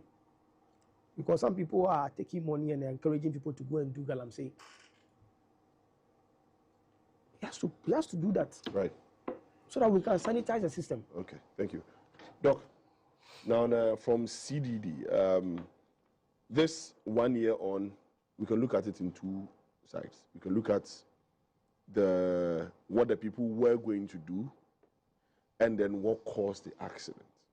So for a minute, I want to focus on what caused the accident. Now, when we got the report indicated that the cause of accident, the investigation determined that the accident was caused by the sudden loss of altitude and lift due to downdraft. This loss of altitude without change in power or pitch attitude is consistent with downdraft associated with changing environmental conditions. And then what they asked was that there was no enhanced training, there was no simulator training, there was no flight monitoring, there was no secondary surveillance radar. So technically, the flight, the helicopter had issues. If these things were there, it could have saved the situation. So we'll talk about the Galamsey. But 1 year on, if today we go to the barracks or wherever it is, are we going to see helicopters that now are fitted with these things? We are still going to be telling stories about budget, managing money, another disaster will fall, and then we'll remember that, 2 years ago there was such a report. I'm not sure I have an answer to that because I don't believe there's been a public or an official update on the recommendations of the report and the extent to which those recommendations have been implemented or not. I would want to believe that given the nature of the disaster and what it cost the nation, that on some of the key recommendations, even if in a year we've not been able to implement all of the recommendations, that we've made good enough progress in implementing some of the key ones. For example, maybe issues around some of the ones that you mentioned, flight simulation and all of that. Because the recommendation was that acquire modern aircraft with TAWS/EGPWS and modern navigation system, CVR, FDR with audio-visual capable types, invest in flight simulators for recurrent training, contract certified aviation weather provider, en route navigation aids, flight data monitoring. Maybe, Honorable, I'll give this to you so you can, in Parliament, you can ask where we are, because we need to know. Right. They got one or two I think so. Okay. One or two heli, but they bought new ones. So I think But they just are to in line confirm with whether these No, they are in line with that. I think they are looking at it, and yeah, but one drug is on. Yes. Yeah. So yes, but that would be my main point around that one, which is let's just hope that as for the Galamsey fight, as I mentioned in my opening remarks, it just seems to be it continues to be a very challenging issue. I mean, and I know government after government over the years, have tried different methods, different approaches, a combination of policy decisions, using some amount of force in terms of armed security, trying to really do the best they can. But again, as I keep saying, we still see reports of the activity ongoing. So for me, it's ongoing. It means that we have to triple, quadruple our steps, try to be, miles ahead of those who are determined to engage in Galamsey. I keep saying that years ago when I did my dissertation, and part of it looked at the gold mining sector and this issue of Galamsey, the economic incentives to engage in Galamsey is really strong, that people are willing to risk in exchange for those economic incentives. I've also said that one of the things that I'm not sure we did some policy reflection over to see what lessons we learned from is, remember under the Akufo-Addo administration, they had an idea, this proposal of, I can't remember what they call it, but it was this idea that we would try and move the people involved in Galamsey, not even besides community mining, something alternative livelihood programs.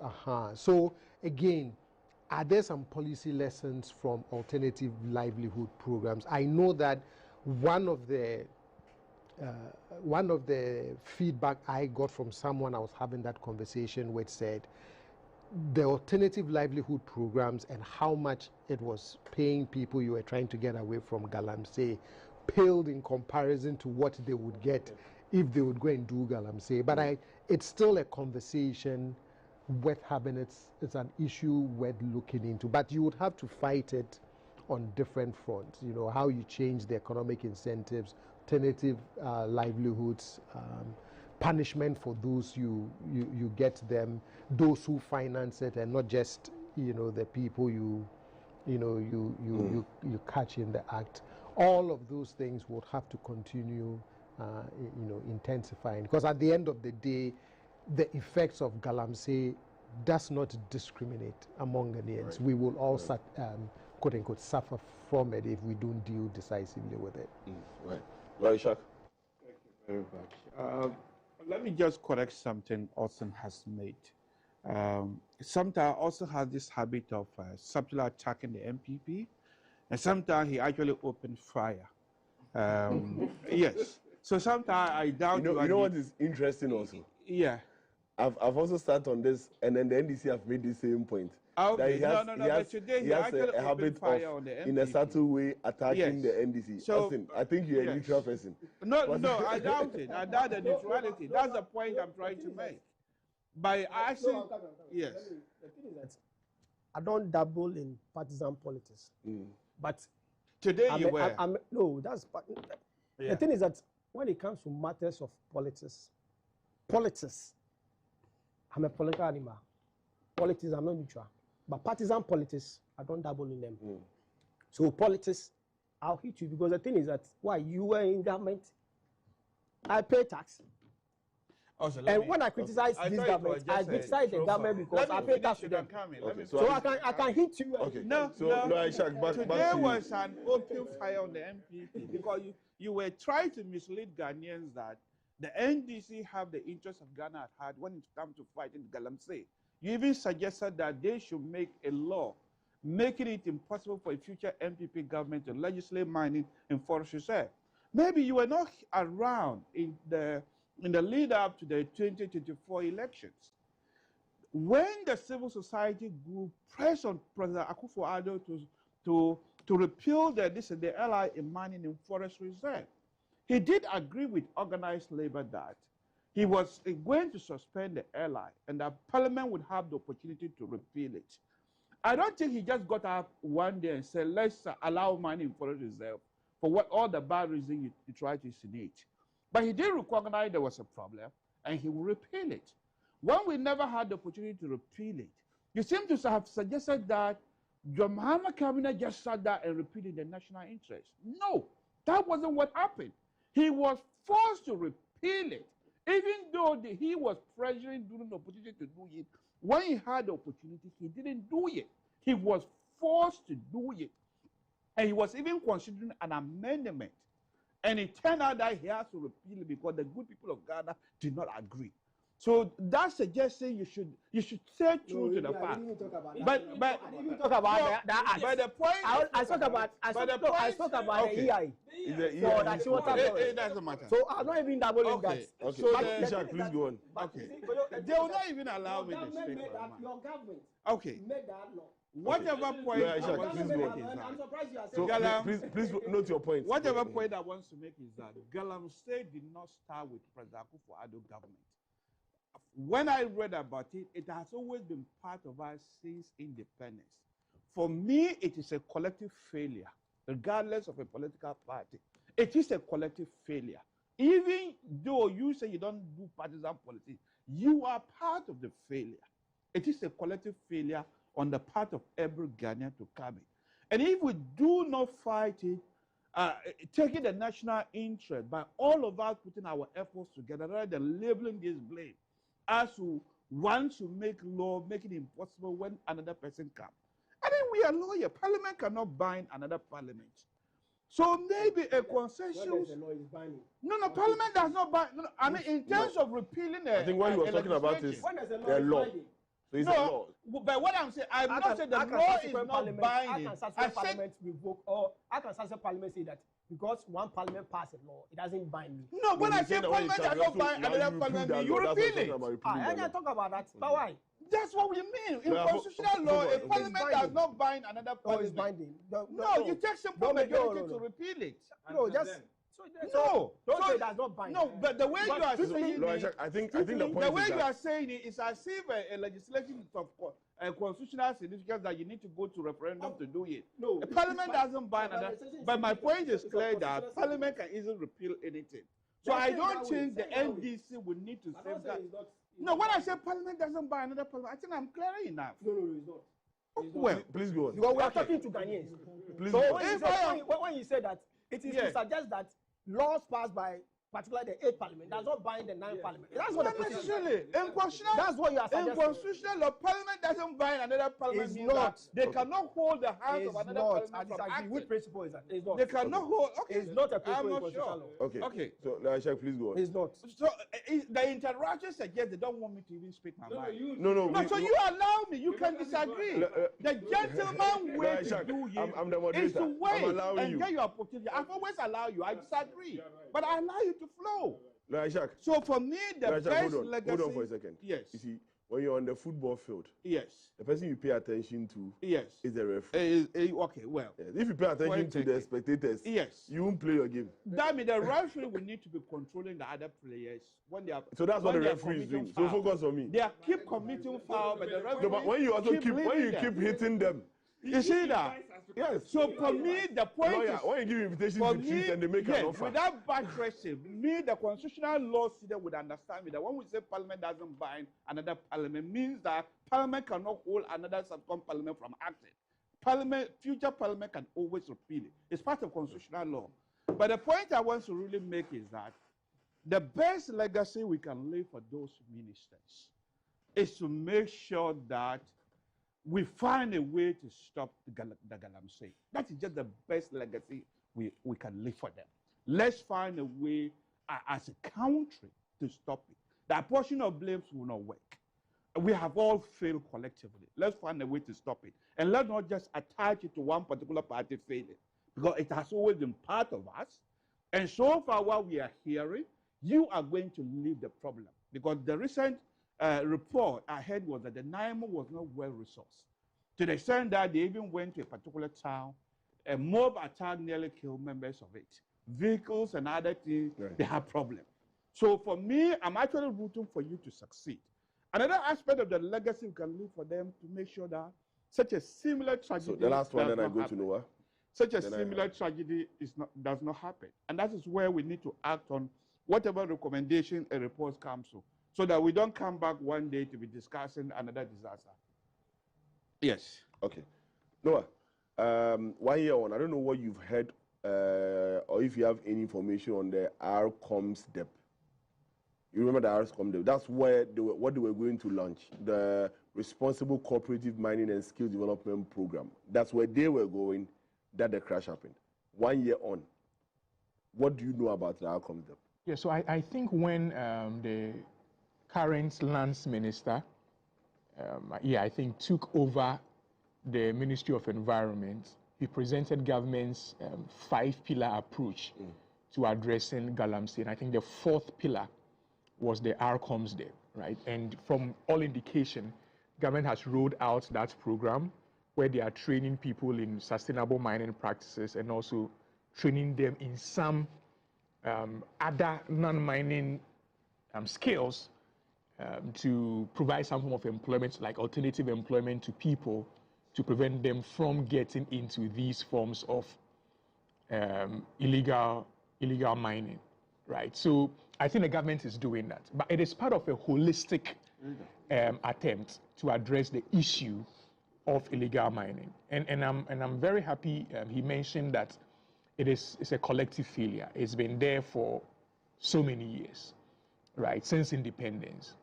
I think the critical question that Ghanaians usually ask is, there was a point in time where Galamsey and its impact attained its peak or its ascendancy. And it is unfortunate that it happened during the presidency of Nana Addo Dankwa Akufo-Addo, right? It was unfortunate it happened then, right?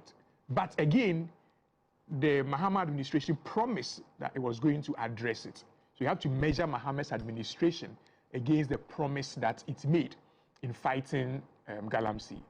And Galamsey or illegal mining is not unique to Ghana. All across South America, there are illegal mining going on. And they even have cross-country programs, Brazil, Peru, Colombia, and others to address this.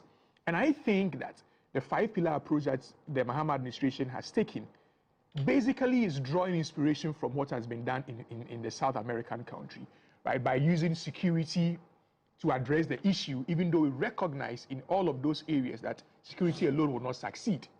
But then you also have to address the issue of unemployment. You see, because when we think of polluting the environment, destroying water bodies and all of that, we are thinking of it as something that is deliberately done by people.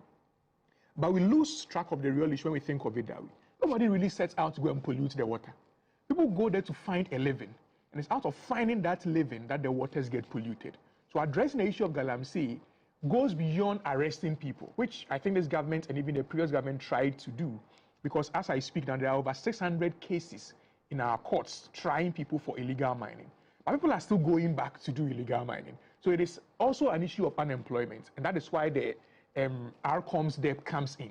You train people, provide them some alternative form of living and address those issues so that it prevents people from going back to these issues of illegal mining. And then just this week, I think the government's parliament is passing, or I don't know if parliament has passed actually, a new bill around cocoa, which prevents maybe using cocoa farms for illegal mining activities. That tells you government's view on coming out very heavy-handed on some of these issues. We can discuss and argue how prudential it is to use these mechanisms to address illegal mining. But it tells you where the government's mind is, that it's treating this issue as a very serious issue and wants to address it. So I think we should give the government the support collectively and ensure that these issues are properly addressed. Thank you. We'll be taking a quick break. Before I do, I'll just read about 2 messages from some viewers. When we come back, we'll read more and then move to the other topics. This message is from Fusaini Ibrahim. He's saying, good morning, Mr. Kojo and your panelists, especially Honorable Mohammed Issa Bataglia, MP for Sisala East constituency. Sisala East is proud of you, fully and actually represented. Okay, Honorable, this one is one of your constituents. When you go, please look for him. Look for him. This person is also from Tamale, Hamza Dasana. He says, Dr. Zanato Ajima Rawlings, Minister of Science, Environment and Technology nominee, a woman of valor, brilliant, elegant, and beautiful. Greetings to your panelists.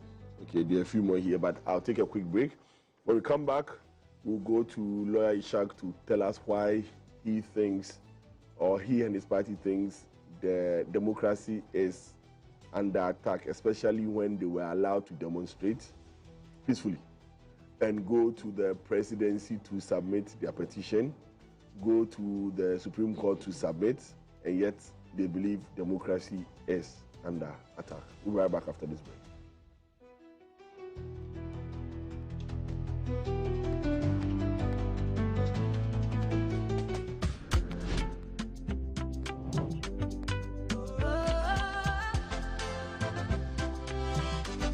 From the heart of Africa we stand,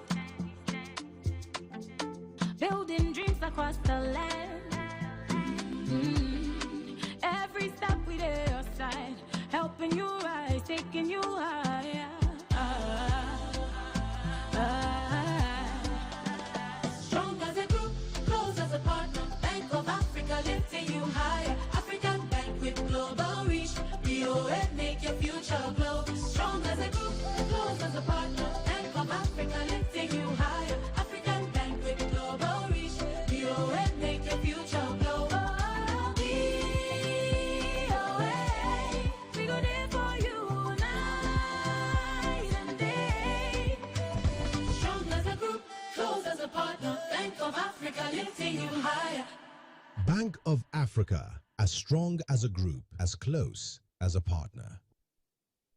Stay back and stay safe. The National Petroleum Authority is cautioning the public to desist from scooping or fetching fuel from overturned fuel tankers at accident scenes. Do not get closer to the scene in an attempt to take videos or pictures. Inhaling the petroleum product is detrimental to your health. Worst of all, petroleum products are volatile and highly flammable, and a small spark can trigger a catastrophic explosion, causing deaths and loss of property. Call the Ghana Fire Service or Ghana Police personnel to handle the scene, or reach the National Petroleum Authority's contact center on 0302 550 380. Your life is worth more than a gallon of fuel. This Save a Life campaign is from the National Petroleum Authority.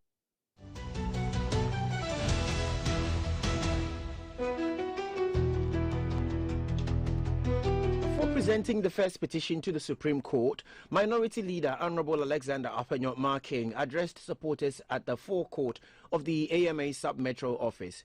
He accused the NDC government of failing to deliver on its campaign promises and alleged that rather than acknowledging these shortcomings, it has resorted to intimidating and arresting opposition members.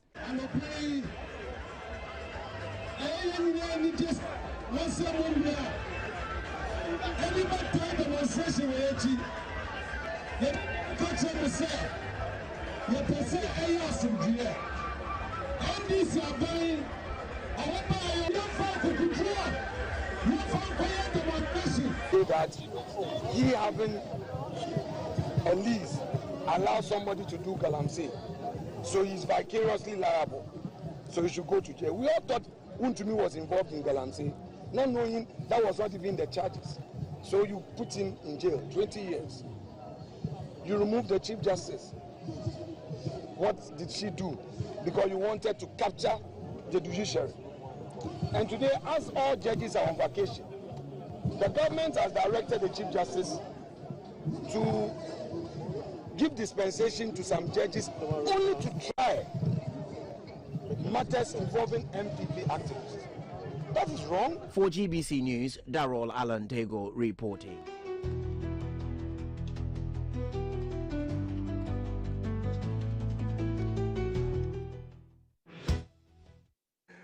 I think my democracy is under attack. It's interesting when you go for the break, the discussions that happen here. It's interesting. One day we'll give you a view so you can see. But yes, welcome back from the break. Proudly sponsored by Bank of Africa and the NPA. Ishak. Yes, thank you very much. Democracy is under attack. Very true. I mean, there's no doubt. Even the foreign media are beginning to pick it up. Why do we say it's under attack? You see, in a democracy, yes, majority rules, but majority must always respect minority rights. If you look at our 1992 Constitution, it's structured in such a way that the executive is not only given power, but there are certain chapters of the Constitution that keep watch on the executive. Among them is Chapter 5 and Chapter 6 of our 1992 Constitution, what we call the fundamental rights. In particular, Chapter 5 of the 1992 Constitution. You cannot just claim the right to rule because you have won elections and disregard that aspect. In fact, if you are taking Ghana, you take it in totality because your powers are drawn from that Constitution. I think there was one judge who said it is like the fountain in which we all draw everything from. So you cannot just draw the powers and ignore the rights that are contained with it. But then you are dealing with NDC government, especially the person of the president, John Mahama, who reminded us during the campaign time that, remember our revolutionary past. Perhaps that is what is visiting us. So having said that, let's look at the individual things that we say is an attack. As I said, there's no respect for minority rights. Individuals' rights are forgotten. If you look at when they were in opposition, the sort of nasty thing they said about the then government, even their flag bearer was so uncomfortable with the thing that they said that he termed some of them baby with sharp teeth, meaning that some of them had very... Their founder, you mean? Their founder, yeah, I mean their former founder, yes. President Rawlings, let me be clearer. He even called some of them baby with sharp teeth. Nobody arrested them. Some of them lied. But like a good example like Malik Basantali, who repeatedly kept lying, connecting our then flag bearer with pork. And everybody knows he's a strong Muslim, and as a Muslim, we frown upon pork. The sort of lies they throw around, yet we're able, as a government, to accommodate them. Somebody just put a poster or whatever, President Mahama is back or Dumso is back and President Mahama is back, something that sort. And the person has to be arrested. I mean, if you look at collectively about the attack on free speech, how can a democracy, you will not allow people to individually speak? And I mean, if you embrace democracy, you cannot embrace democracy and ignore the essence of free speech. And one of the philosophers who often justify the right to free speech I always embrace is John Stuart Mills, who advanced three main reasons why, as a democracy, you must accept free speech. One is argument from democracy. In a democracy, we're in a marketplace of ideas. And if you are guiding the opposition, they cannot speak. We have to watch everything that we say. Otherwise, by the time that this program finishes, national security is at the door to question me, what did I say? Argument from democracy, marketplace of ideas. If we are not able to argue policies and other things, how can the good people of Ghana make a decision as to which party is better? Then the next one is argument from the truth. Nobody has exclusive access to the truth. Even if my idea is foolish, let me express it. The good people of Ghana are intelligent enough to understand whether what I'm saying is BS. Excuse my French. I think I've discussed enough. If what I'm saying is BS, the good people of Ghana can discern. and start attaching importance to me. And you the one saying something that is close to the truth, they will accept you. But you ought to allow me that freedom. I think the final one, which is not much more related, is attitude speech. You see, the argument from self-fulfillment. Some people just love to express themselves, such as the way the comedians do. So when it comes to the free speech, you really attack, the government have really attacked free speech. It doesn't mean I'm endorsing people who advocate the killing or the harming of others. Even you, Joshua Mill wouldn't support that. So when it comes to hate speech or people who are actually advocating that harm should visit other people, such as killing them, that's not the sort of thing I am trying to support. But what I'm saying is that people who are genuinely speaking, like the lady who put the poster about John Mahama and Dumso, is right. Because of President Mahama, Dumso have found his way to what they call it, the Oxford Dictionary.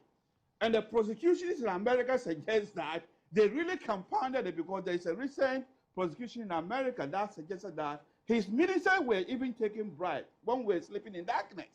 That further buttressed that particular point. So when somebody is saying something of that nature, this is a political speech. Why would he be arrested or she be arrested? The next one is the arrest of your opponents and asking them to bring impossible things to secure their temporal freedom. You arrest members of opposition. Let's take Miracle Boaji, for example. You have spoken to the guy. You have more or less reached some understanding. Whenever you want me, you will get me. He's not trying to run out of the country. He's actually arriving from elsewhere. If it's somebody who is running out of the country, that would be maybe different, but he's arriving. What is the need to arrest him, the kind of style that you do, other than to embarrass him? And various other arrests, especially the one that Richard Jakpa have led. This was the guy who was prosecuted. It's almost like a payback time. When you were arrested and you were, they prosecute you, then here is your opportunity to get back at people. And he was knocking doors, they call it the minority term in Rambo style of arresting people. All those particular things. For me, the way you are doing it looks like we want to silence the opposition. And when you even arrest them to get your temporal freedom, they're asking you to bring 70 million, 40 million, 2 or 3 landed property in your name. So, Maishak, I think we need to separate the issues. No, when we say... If just permit me 1 Okay. minute. So if you can separate the issues. Okay. Now, you've the first one I was making a slide, but once you've repeated it, okay, all these people who have been asked to come bring these bills you are referring to are not people who are arrested because of free speech. No. These are people who are arrested I think the topic was because democracy is under attack. So I'm using free speech as a good example why democracy was an attack. Okay. In a democracy, if you cannot allow free speech, and in a democracy, if you have to go after your opponents. But there's already an exercise where we are recovering as a country. We are looking to recover all loot. So if there are people we believe have looted the country, and that's what they are going after. Let me take this opportunity to be clearer. I, as Ishaq Ibrahim, I'm a patriotic Ghanaian. I don't have a problem of the government going after MPP members if they can prove that somebody have taken 1 city from the Republic of So I think that's where the problem is. I don't have problem with that. Right, I think that's where the problem is. If they are afforded due process, can we look at it as the government going after Ghanaians who have taken things from Ghana rather than coloring them and calling them But they are MPP? not. They can be identified. But if they're they not can Ghanaians. be identified and there's a pattern, why can't we talk about it? But they're not Ghanaians. They are Ghanaians. Okay. But they are also members you can identify that they belong to one particular group. But when we go in that tangent, there's somebody who now start even going down narrow to say tribes. No, but because you can identify them to no, then we are I making don't it want more. no. If you want to go to that tangent, I can identify a government that is trying to collapse opposition. Okay. Do you understand that? If they were afforded all the due process, you arrest people in the appropriate manner, but not an attempt to embarrass them. You look at Hanan issue. I mean, that always tell you that, as I said, I used the chapter 5, for example, the right that it afforded to people. If you ignore them, you are attacking the democracy, isn't it? Even the constitution itself is being ignored. But if you afford them all the due process, we wouldn't be here talking about it in the first place. Especially when Martin Kebble have gone to court and they say all crimes in Ghana are what? Bailable. How can all crimes be bailable if you make it impossible to bail somebody? Such as bring 2 landed properties in your own name.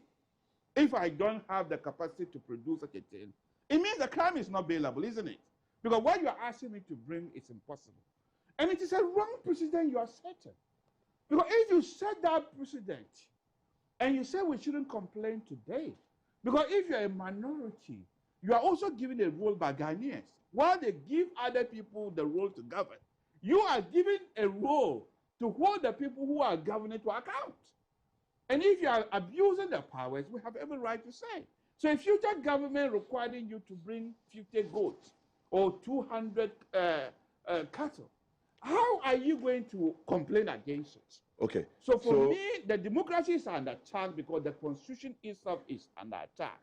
I'm giving you a lot of minutes to talk because I want to establish something before I go around. Now let's pay attention. Chapter 5 fundamental rights has been ignored. And the government seems to be going for when Nana Akufo-Addo became president in Ghana in 2017, there were people in the then John Mahama administration that the government then, which is the MPP government, went after because they believed they had done things that were not right.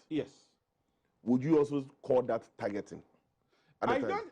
You seem to have to misunderstand me. I've already made that point that I don't have a problem if anybody. So your problem is with the bail conditions. The manner in which you do it and the conditions are tied to it. Even Akufo-Addo time, you are even taking it lightly. If you look at President Kufuor time, the former ministers went to prison. I remember Ibrahim Adam, Kwame Pepra, Victor Solomon. There's nothing wrong with that. If you have taken one city from the Republic of Ghana, they ought to take it from you. But the manner in which you do it, do you understand that? It's where I have a problem with. And if you do it and it is just like you are out to exert what you think people have done to you in the past, we'll have problem with it.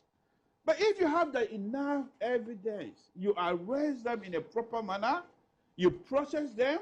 If they are entitled to bail, don't put impossible conditions for them to secure their temporal freedom, and then that's fine. On the side of the freedom of speech, and that will be the last question, then I'll move on. I have seen you on this set countless number of times representing the MPP. And you speak your mind. I have seen Lawyer Afuako on this set speak his mind. This morning across the media houses, those having this morning news analysis program, I see good MPP representation. I'm yet to hear any of them being picked up after the program. And being sent or being arraigned before a court because they went to express their view. So if we say free speech is under attack, you have spoken freely. Nobody is attacking you. I think that is a very poor way of trying to understand what I'm trying to say. Why am I saying that?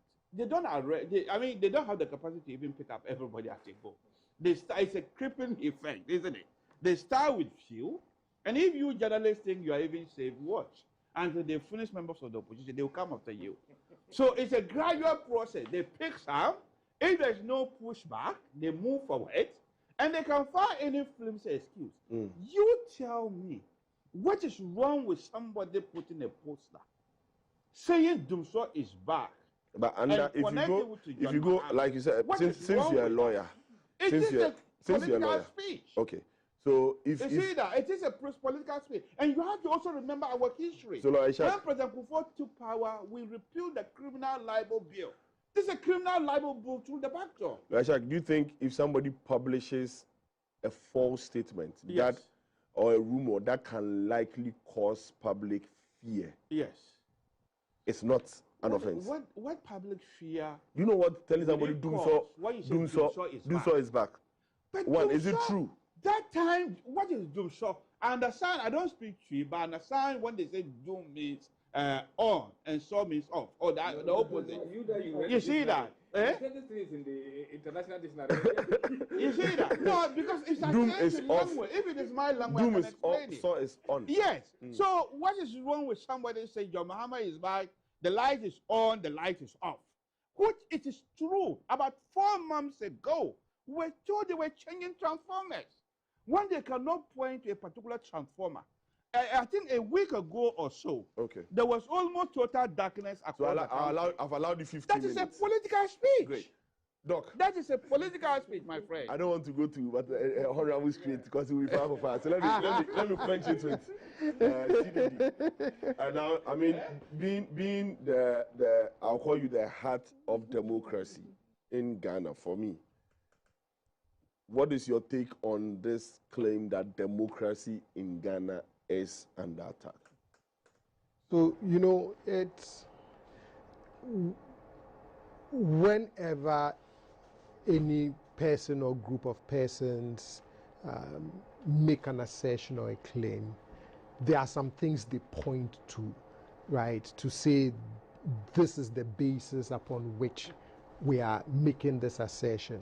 And so in the lead up to the demonstration and the press conferences, some of the things that I heard was that, one, there is an issue of free speech, and some of the bloggers that had been arrested, the lady who had been given the 1-year sentence. And so that was one of the things they were pointing to. They were also pointing to the issue of, I think they used the phrase selective justice, where they felt that the imprisonment of Chairman Wontumi was unfair, and then it even exacerbated when it came out that had been her conviction had been overturned by the appeals court. They also pointed to political persecution, feeling that, you know, in relation to selective justice, it's just them and their fellow members who are being called upon to be held accountable. There's some suspicions around the court, its independence and all of that. So this was the basis upon which they were making the assertion that, well, we need to demonstrate because democracy is under attack. Democracy is such that we all feel the pinch points of democracy very differently. And so everyone has their own right, can demonstrate whenever they feel like some aspects of the democracy, they are feeling the pinch more than others. But you see, in all of this, I think what the balance that you're trying to strike is, you want to protect free speech without creating the narrative that you don't also give too much credence to civility. Now, Professor Kweku Azan would say the criminal law is not the way you repair a breakdown in the civic culture. And I agree with him, but that's one of the balances you have to do, right? Yes, talk about free speech, but even in a place like the US, the courts would say, even with free speech, you cannot shout fire in a crowded theater. So there are still legitimate bases upon which certain speech can be dealt with by the law. Yes, you have to find a way of saying, we give latitude, right? The current US Supreme Court Chief Justice would say, let's try and not punish the speaker, right? That if you choose a democracy, it comes with, sometimes people would even say things that are painful and that are hurtful. It's not easily dealt with. And there are some days where law enforcement would want to say, okay, for this one, you cross the line. And for me, if you do believe that democracy is under attack and you are pointing to one of those things, you would have to find a way of maintaining that balance. On the question of political persecution, right, of former government officials. So again, what you face there is And I've issued this cautionary note to some of my very good friends in the MPP in private, right? Those that, privately we can have some of these conversations. And I say to them, again, what you don't want, the message you don't want to send by raising whatever legitimate concerns you have about accountability is to create the impression that you don't want accountability, right? Yes, good or bad, our democracy, and when it comes to holding public officials accountable, relies a lot on turnover elections. Perhaps if we do a lot more in-regime accountability, then we wouldn't have to wait for an election where a party turns over before you can start holding people accountable. But that is what, fuels all of this. Is Ghana's democracy perfect? No, it is not. But it is in this same democracy that is, quote unquote, under attack, that also allowed you to express and use the tools of that same democracy to demonstrate, to submit a petition and all of that. Which means that there are still some things that are working out well in this democracy. Yes, if there are concerns about the court, minority rights and all of those things, sure, you have to express them. But again, for me, I won't stretch it as far as saying, we are at some crossroads. Yes, Ghana's democracy does have some major challenges as captured by the Afrobarometer survey, right? But if there are concerns, sure, we have to find a way of addressing some of these concerns.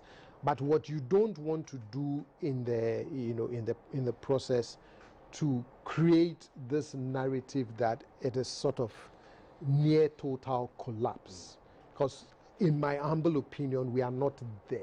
Yes, there's a crisis of confidence in our institutions and all of those things, which didn't start today. If you look at 10 rounds of Afrobarometer, trust in the courts, parliament, all of those things are very low. The last thing I would add, and it has to do with the courts, and when I said this last week on another show, there was a gentleman who sort of took umbrage at that because he thought my suggestion was that don't criticize the courts. But that wasn't the point I was making.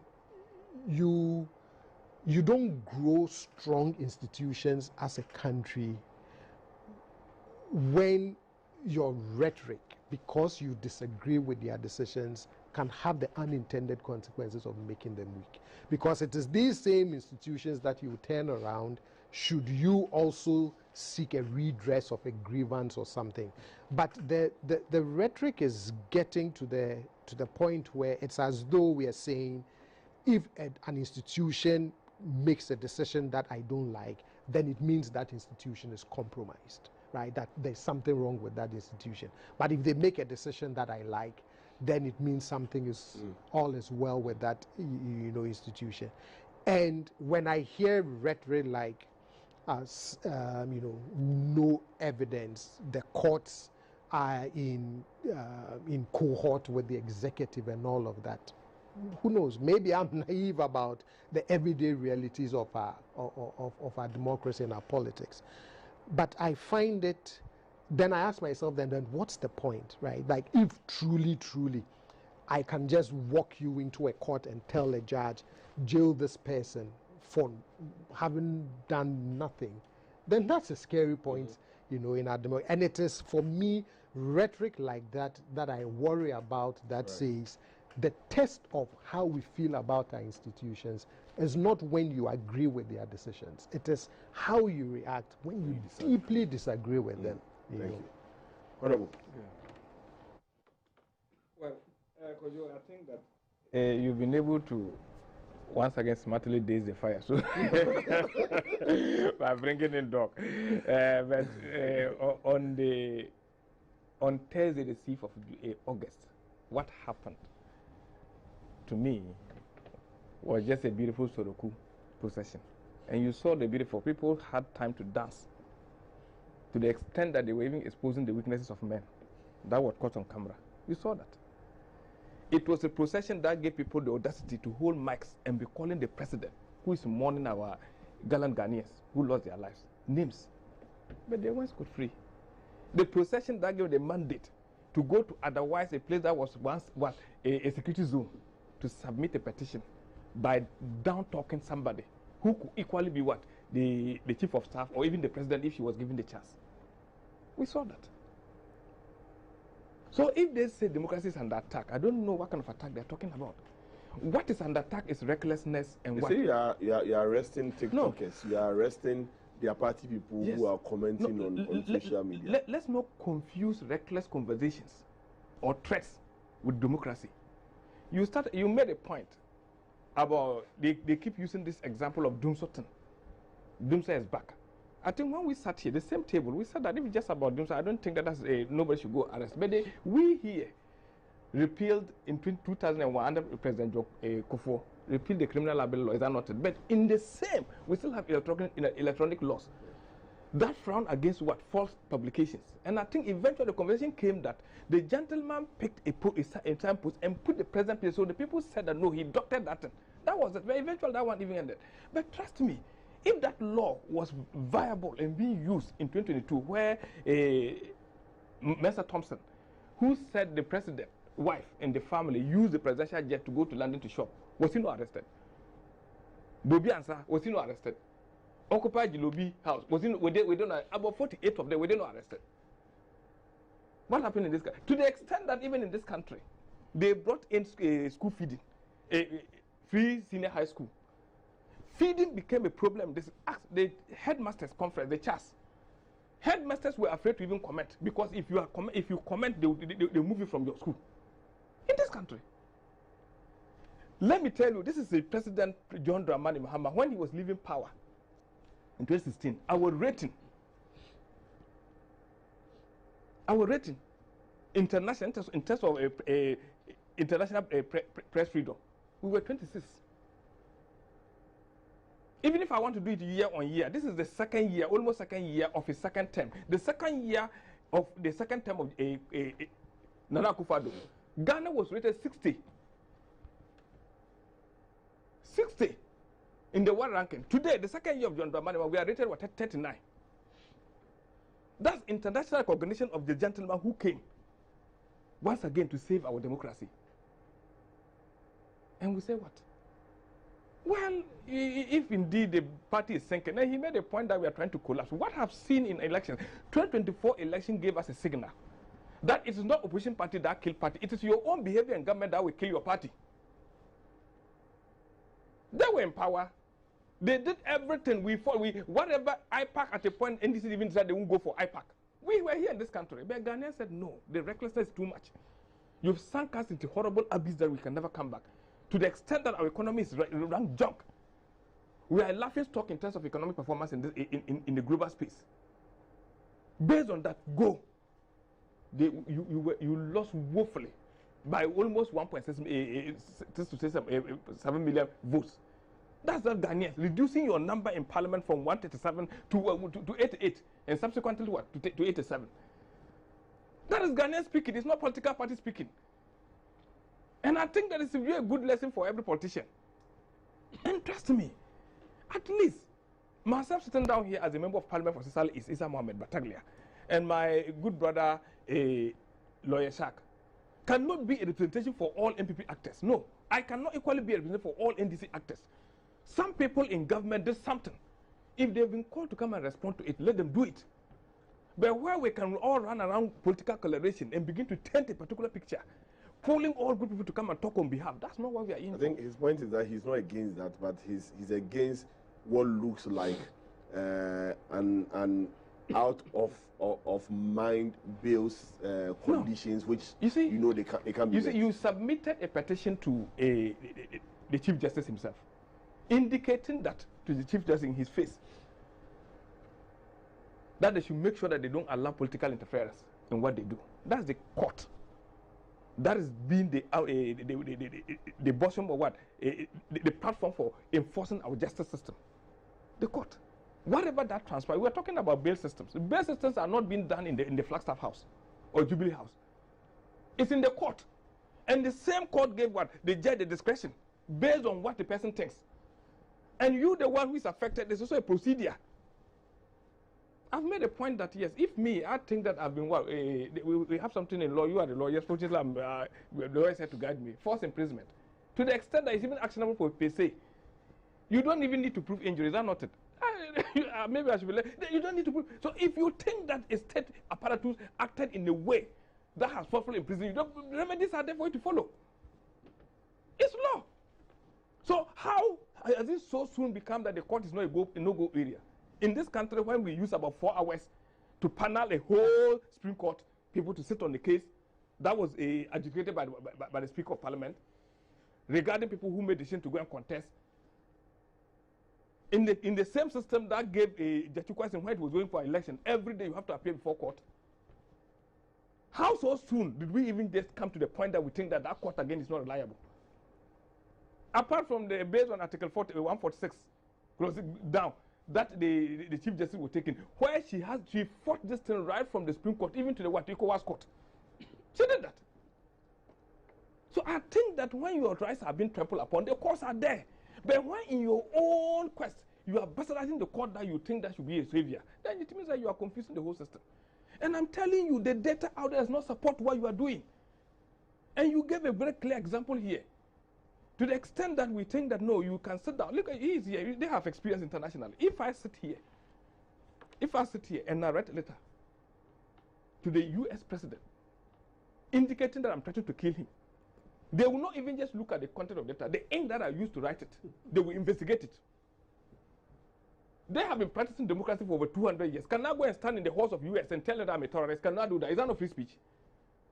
So at least when we have recklessness, let's nib it to the bud. And the other time we sat here, you were here before you left for the World Cup. I did indicate recklessness nearly brought what? Rwanda down. Today, the examples we point to Rwanda, because the people resolved and said, never again can we go through that time. Yes, if we behave in a way that is inflicting pain to Ghanaians in terms of economic performance and even by our own conduct, Ghanaians will say, NDC, go away. But I don't think that to inspire some people to just come. You saw the video. One was holding the mic. I don't want to repeat the word. And calling the president names. With impunity. That gave the leader, the manager, the ability to go and tell somebody that you are a lesser person to come and pick up a petition. That gave the person, that leader. That kind of thinking. And I think that let's not move towards that direction. We have a country to protect, no matter what it is. Our democracy has also gone through his edge. That's why we are talking about Fourth Republic. To the extent that every experience in a particular period will give you what to do. I think that where we used to have a decree, NRCD 68, is that not it? The lawyers are here. The Public Order Decree, 1972, that gave permission, the mandate to the police and the interior minister to be able to determine who should go and give permission before people can demonstrate or even assembly. Is that not it? But we felt that that was in contrary to what our constitution, as we brought to the constitution in 1992. Article 21, 1B. That says that you can only notify. It has changed the system from what permission to what notification. But in that same process, if they want to even do postponement, then you have to be able to go through a particular channel, given reasons. That's where we've come to. And in fact, even I think in 1994, we have been able to repeal that decree into Public Order Act. So it means that we are making progress as a people. But for the at least that we are, I don't want to use the word desperate, for the quest to have power or to play something black or to be able to bring some kind of attention internationally, let's not include people who become a danger to ourselves. Right. This kind of monster we are breeding, we need to check it. Because I don't see the reason why. Myself and the lawyer Isaac have been, we always disagreed. We've disagreed. Because to me, democracy is the contest of minds. It's ideas. It's making it better. It's giving us the freedom. But the freedom doesn't mean recklessness. It doesn't mean that because you can buy a credit, you go and sit down and make a point and say you will kill the president and family. Think about it. I told you, even if you've written a letter to the US president, the Secret Service will not even just look at the content. They will trace where the ink was produced to find out whether that link has the ink has a connection to the content. So let's not joke with us. And I think that let's not be laughing over some of these things.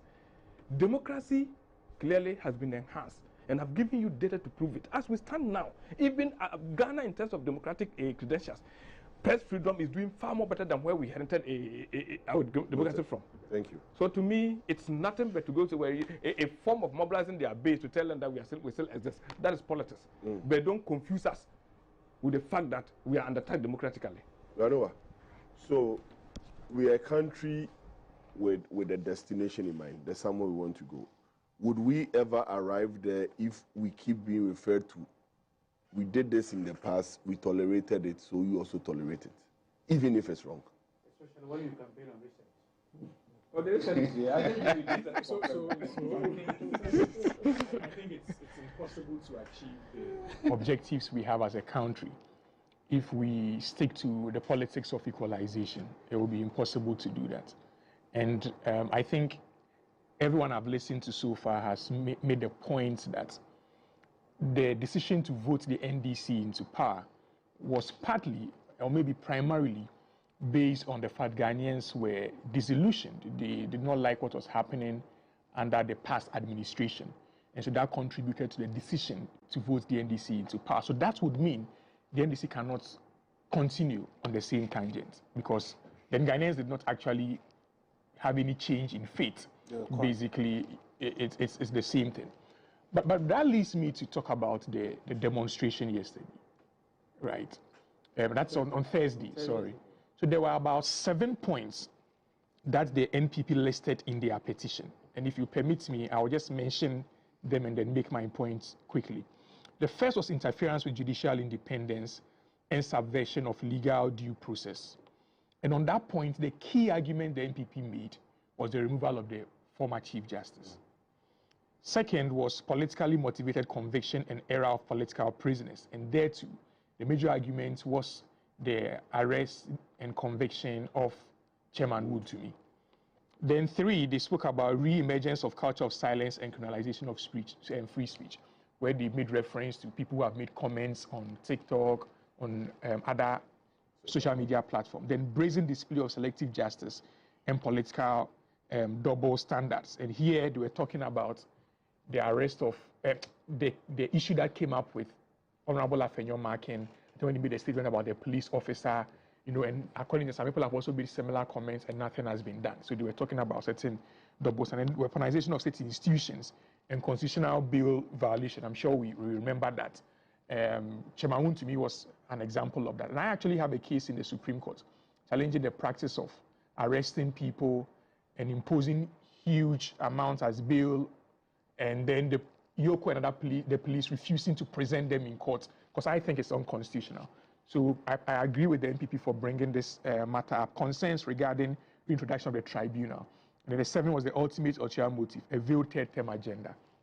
When I go through this, honestly, I think there are only 2 things that was necessary to be brought up throughout that demonstration. This whole thing about veiled third term, I think it's not necessary to even discuss it. The matter is before the Supreme Court. The Supreme Court, and the reason why I say it's not necessary is, 1, the President himself, the President John Mahama himself has said that he's not interested in any third term. Now, ordinary Ghanaians have brought a case before the Supreme Court, 3 of them. The Supreme Court is going to hear that matter. So to come to demonstrate that the democracy is under attack by reason of that, I think is neither here nor there. Right. Then there's the Chairman Wontumi issue. And I think Doc made a comment that I would just draw inspiration from. Chairman Wontumi was arrested, not just for one crime, for a number of crimes. On one of them, he was arraigned before a court of competent jurisdiction. That court has tried him. That court has convicted him. His lawyers have filed an appeal. The appeal is going to be heard.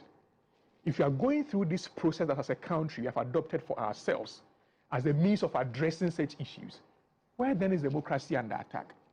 Right? Because there are other people from other parties, ordinary Ghanaians, who have been brought before the court for similar issues. I mentioned that there are over 600 cases on illegal mining before our courts, and they have been convicted. So where is the democracy under attack in any of this? Right? Then there's the issue of the removal of the former Chief Justice. And I find that the more the NPP raises that issue, in my view, they are casting a dent on our democracy rather. the Chief Justice had people bring a petition against her. A committee was put in place. The committee came out with a finding. There were grievances against the finding. The Chief Justice has filed cases before the High Court, the Supreme Court. Even if you distrust our local court, she has gone before an ECOWAS court. And the ECOWAS court has ruled that there was no mischief, there was no malice attendant to the case, and has come out with its finding, where from the allegation that the Chief Justice was unlawfully removed and that democracy is under attack, even to the point of threatening that when you come back to power, you will reinstall that same person as a Chief Justice. I think that those comments made under the demonstration rather, it is in a way affecting our democracy, because it means we are going to lose interest in any of these states' institutions, and there's going to be political parties deciding who becomes Chief Justice, reinstating people and all of that. But there are only two things that I think were very important. One of them is the issue of criminalization of free speech. The NDC, its supporters suffered the same thing when the NPP was in power, and the MPPs complain about it when the NDC is in power. But what I think is that we are not addressing the real issue. The real issue is the provision under the Criminal Offences Act, Section 207208, and what we have under our Electronic Communications Act, I think Section 76 or 78 thereabout, which provides, 76, right, which provides a very wide, almost discretionary role for the police and investigators to arrest anybody who makes such comments. And so if you look at the people who have been arrested, there are some of them that clearly they deserve to be arrested. If you threaten to kill the president, I think it's a very reckless speech you have made. But there are some of them I honestly think they shouldn't have been arrested. But you see, the president, and I say this about Akufo-Addo, and I say this about Mahama also, I don't think they are in the business of calling the police, calling people and say, go and arrest these people. Police officers believe that, and I am saying this because of what I have watched happen. I think they believe that they want to be seen, they want to be heard. And sometimes when they see some of these comments and they know that Section 20708 is available to them, they will just zoom in and go and arrest the person on their own accord. And so if you want to address the issue of free speech in this country, it is about Parliament collectively, both the majority and the minority, deciding that this law grants wide discretion to our law enforcement agencies. And so we have to repeal it. The fact that the NPP did not repeal it when they were in power, and then they say it has not also repealed it, means that both parties maybe are not interested in repealing that law. And it's going to lead to the situation where people are arrested under that. We as a country must galvanize support and say that we have to repeal this law. But we cannot just be holding demonstrations and then be shouting about free speech is under attack, and then when we get the power, we also do the same thing. And then cry that democracy is under attack. That is not the way to go. So if we want to really achieve the objectives we have at the back of our mind. Look, for the first time, I have a group I have with other lawyers in this country called Lawyers for Protest Defense, where we provide support for people going for protest. When there was the Occupy Jilobi House demonstration about a year or two ago, we were out to provide support for those people. This is the first time that we have had a demonstration where we did not have the fear or the actuality of anybody being arrested for demonstrating. We did not have to go to any police station to go and make a case for people to be released. So it tells you that progressively we are seeing some improvements even in how we deal with people who demonstrate. We have to address this issue of breach of public peace and all of those kind of laws that provide wide discretion. When we address that, this whole issue of arrest people for making speeches would probably be addressed, and we'll achieve the goals that we have in mind. Right. So, now aside the NPP, we also have the Media Foundation for West Africa. Also made a statement that the number of, in fact, they indicated that within the 8 years period of the NPP, the number of people that were arrested because of free speech, within 60 months, the NDC government has actually doubled the number. And so it's throwing a caution that they should be careful. And that brought in the attention of international media and all that. So, I mean, with everything we said, is this something worth paying attention to? Or the system has to be sanitized so that we go back to our roots as a culturally disciplined society?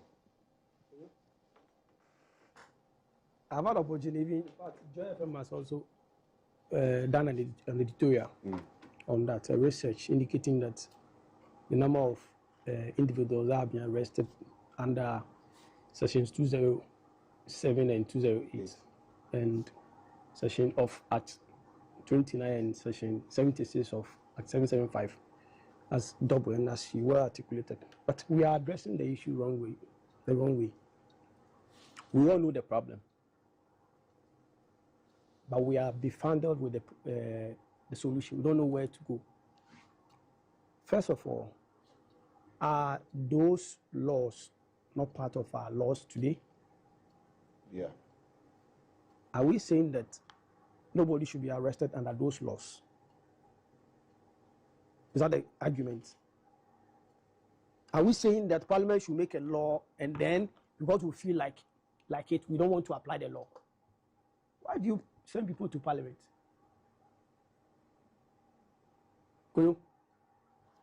We have identified the problem, but the solution is what we are struggling with. And Noah well pointed out, the solution is in repealing those laws. But at the moment, they are part of our laws.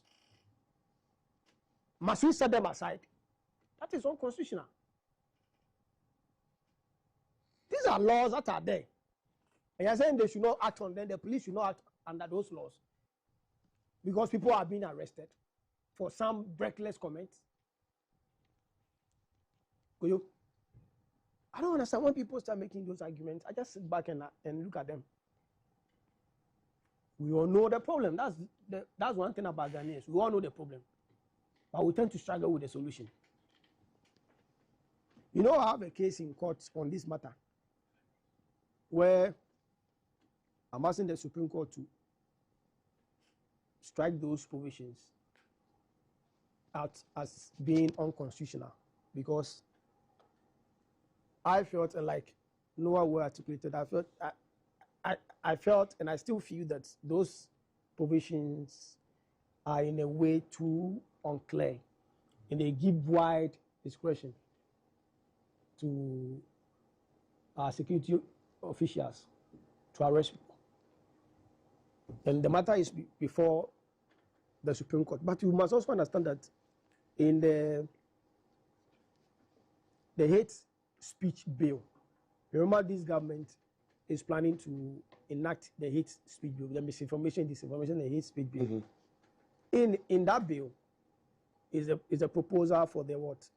For the repeal of sections 207 and 208, an amendment of section 76 of our 775.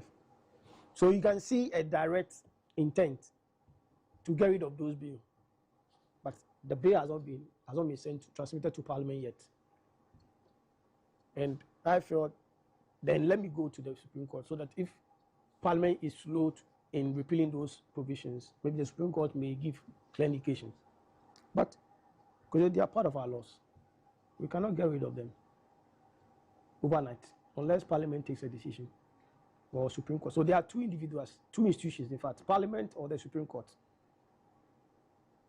Either of them can take a decision to repeal those provisions. But at the moment, people must be arrested under those provisions. They are part of our laws.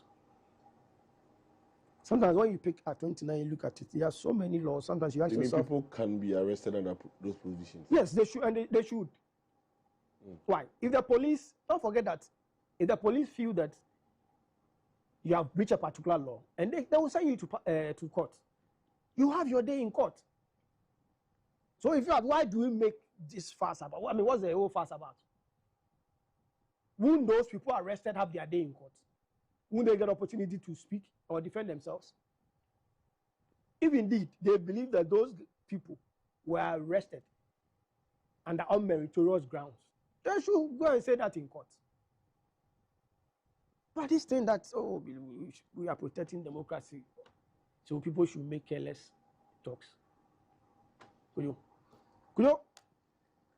The demonstration was a classic exercise of their legitimate rights.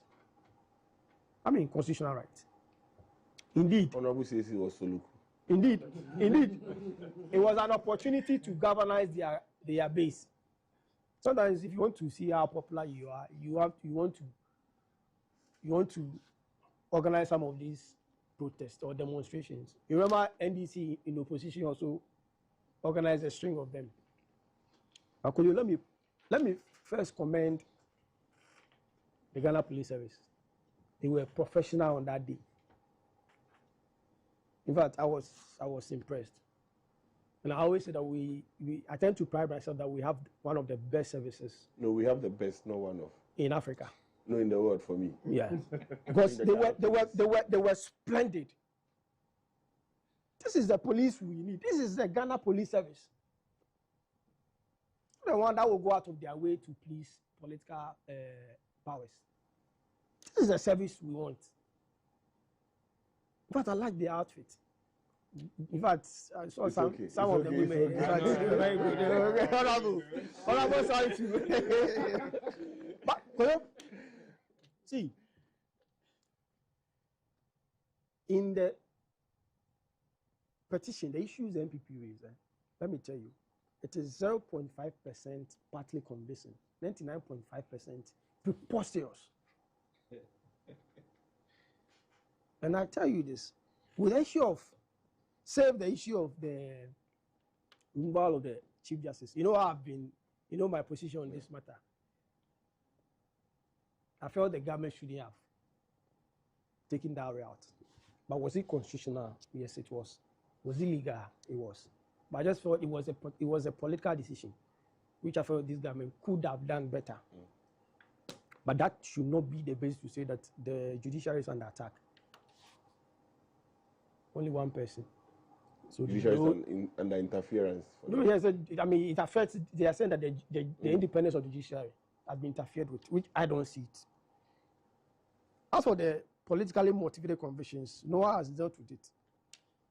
And with the re-emergence of the culture of silence, preposterous. These provisions are in our laws. When you had opportunity, why didn't you repeal them? You are complaining today. And I'm saying that those individuals who have been arrested, they will be prosecuted. If they have anything to say, they should go to court and say it. Then, the issue of the reintroduction of the tribunal. You see, the false narrative out there is that tribunal is evil. And that the mere mention of the tribunal is to suggest that people will be prosecuted unfairly or people will be shot, will be sent to the firing squad. They will be blindfolded and shot. The tribunal is not evil. We can talk about the SSS during the introduction of the tribunal in the 80s. But tribunal is part of our laws, and we said it on this platform that until we remove it from the constitution, it remains part of our courts. There's nothing evil about the tribunal. If anything at all, I thought the MPP would have stayed in Parliament and contributed towards the tribunal bill. We needed them there. When you read their petition, they are saying that the structures, the quasi-judicial bodies and the judicial bodies should operate under the principle of fairness. You had a fine opportunity to contribute towards a robust legal framework for the tribunal, but they chose to storm out. Because they had a fine opportunity. It was an opportunity for them to contribute towards a robust legal regime to govern the tribunal system. But they stopped that. So today, you are complaining about tribunal. Sometimes you should begin to put the national interest ahead of partisan interest. And it is not everything that should be subjected to petty partisan politics. Because there are some things that matter more than mere partisan politics. Some things that will inject confidence into the system should be prioritized. Right. So, Kojo, I maintain that the issues they raise is 0.5% partly convincing, 99.5% preposterous. Thank you. So I'll just do 1 minute across. I have 5 minutes to close. I'll do 1 minute across. No, yeah.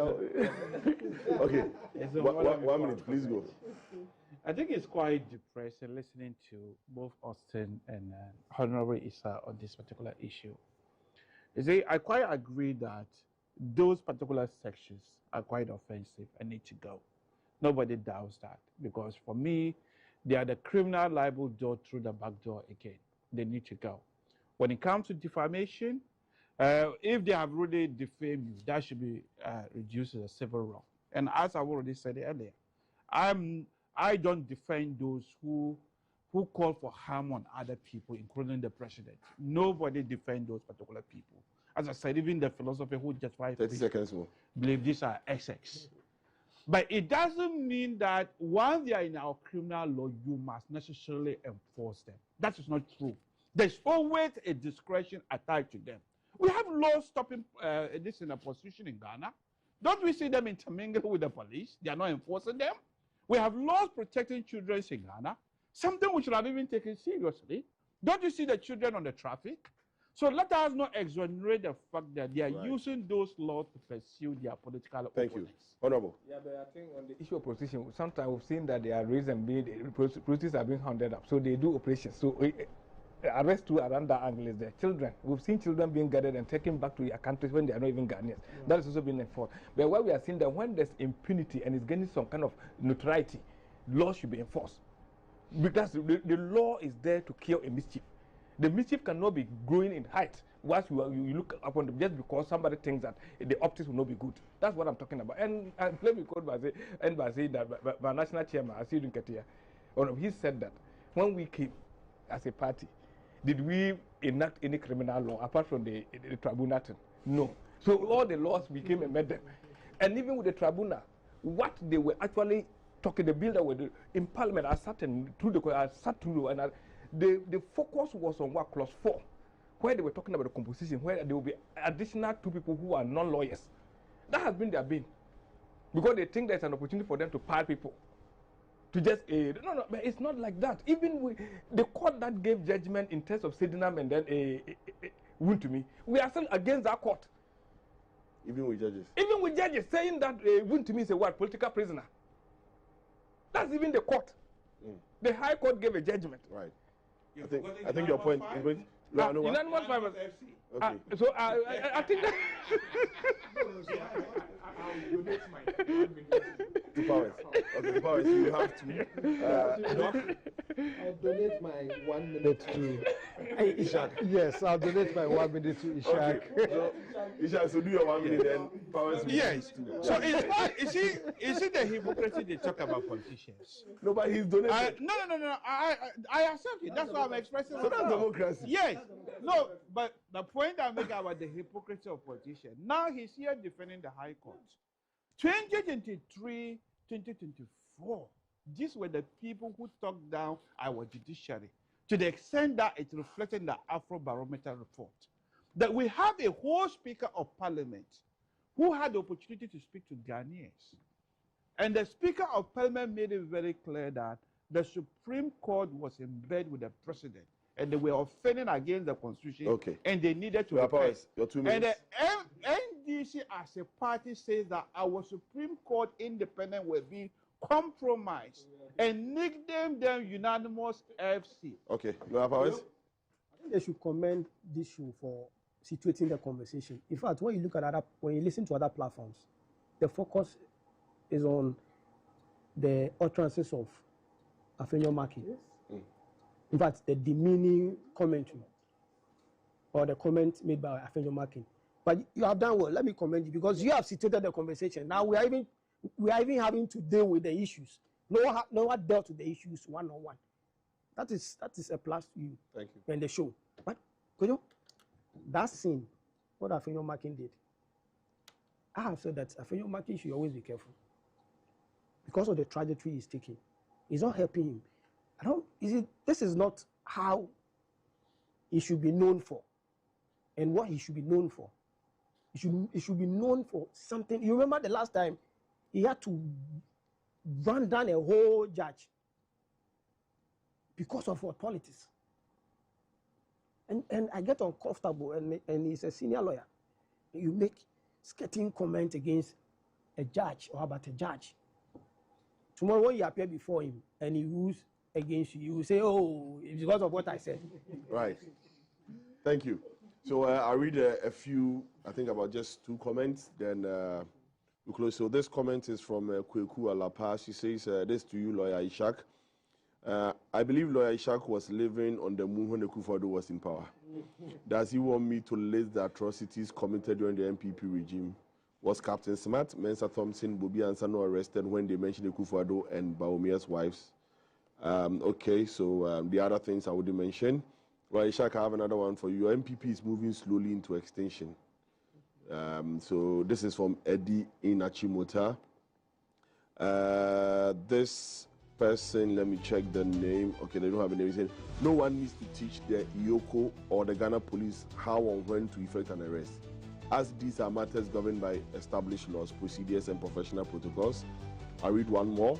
Mr. Kojo, I salute the MP for Sisala East, Honorable Mohammed Issa Bataglia, for his humble and educative submission on the matter of democracy and the attack. He has done justice to the issue. This is from Great Ibudu. And okay, I have 1 minute. I like your panel member Noah because in his submission he tried to profess solutions for the free speech in the country that demonstrates. God bless him and you all. Well, thank you very much for your time. It's been a productive 3 hours this morning. We believe that the conversations will continue with you at home. Don't let it stop. We'll be with you same time next week. My appreciation to my panel members. I don't have time to mention all of your names, but thank you very much and enjoy the rest of your weekend.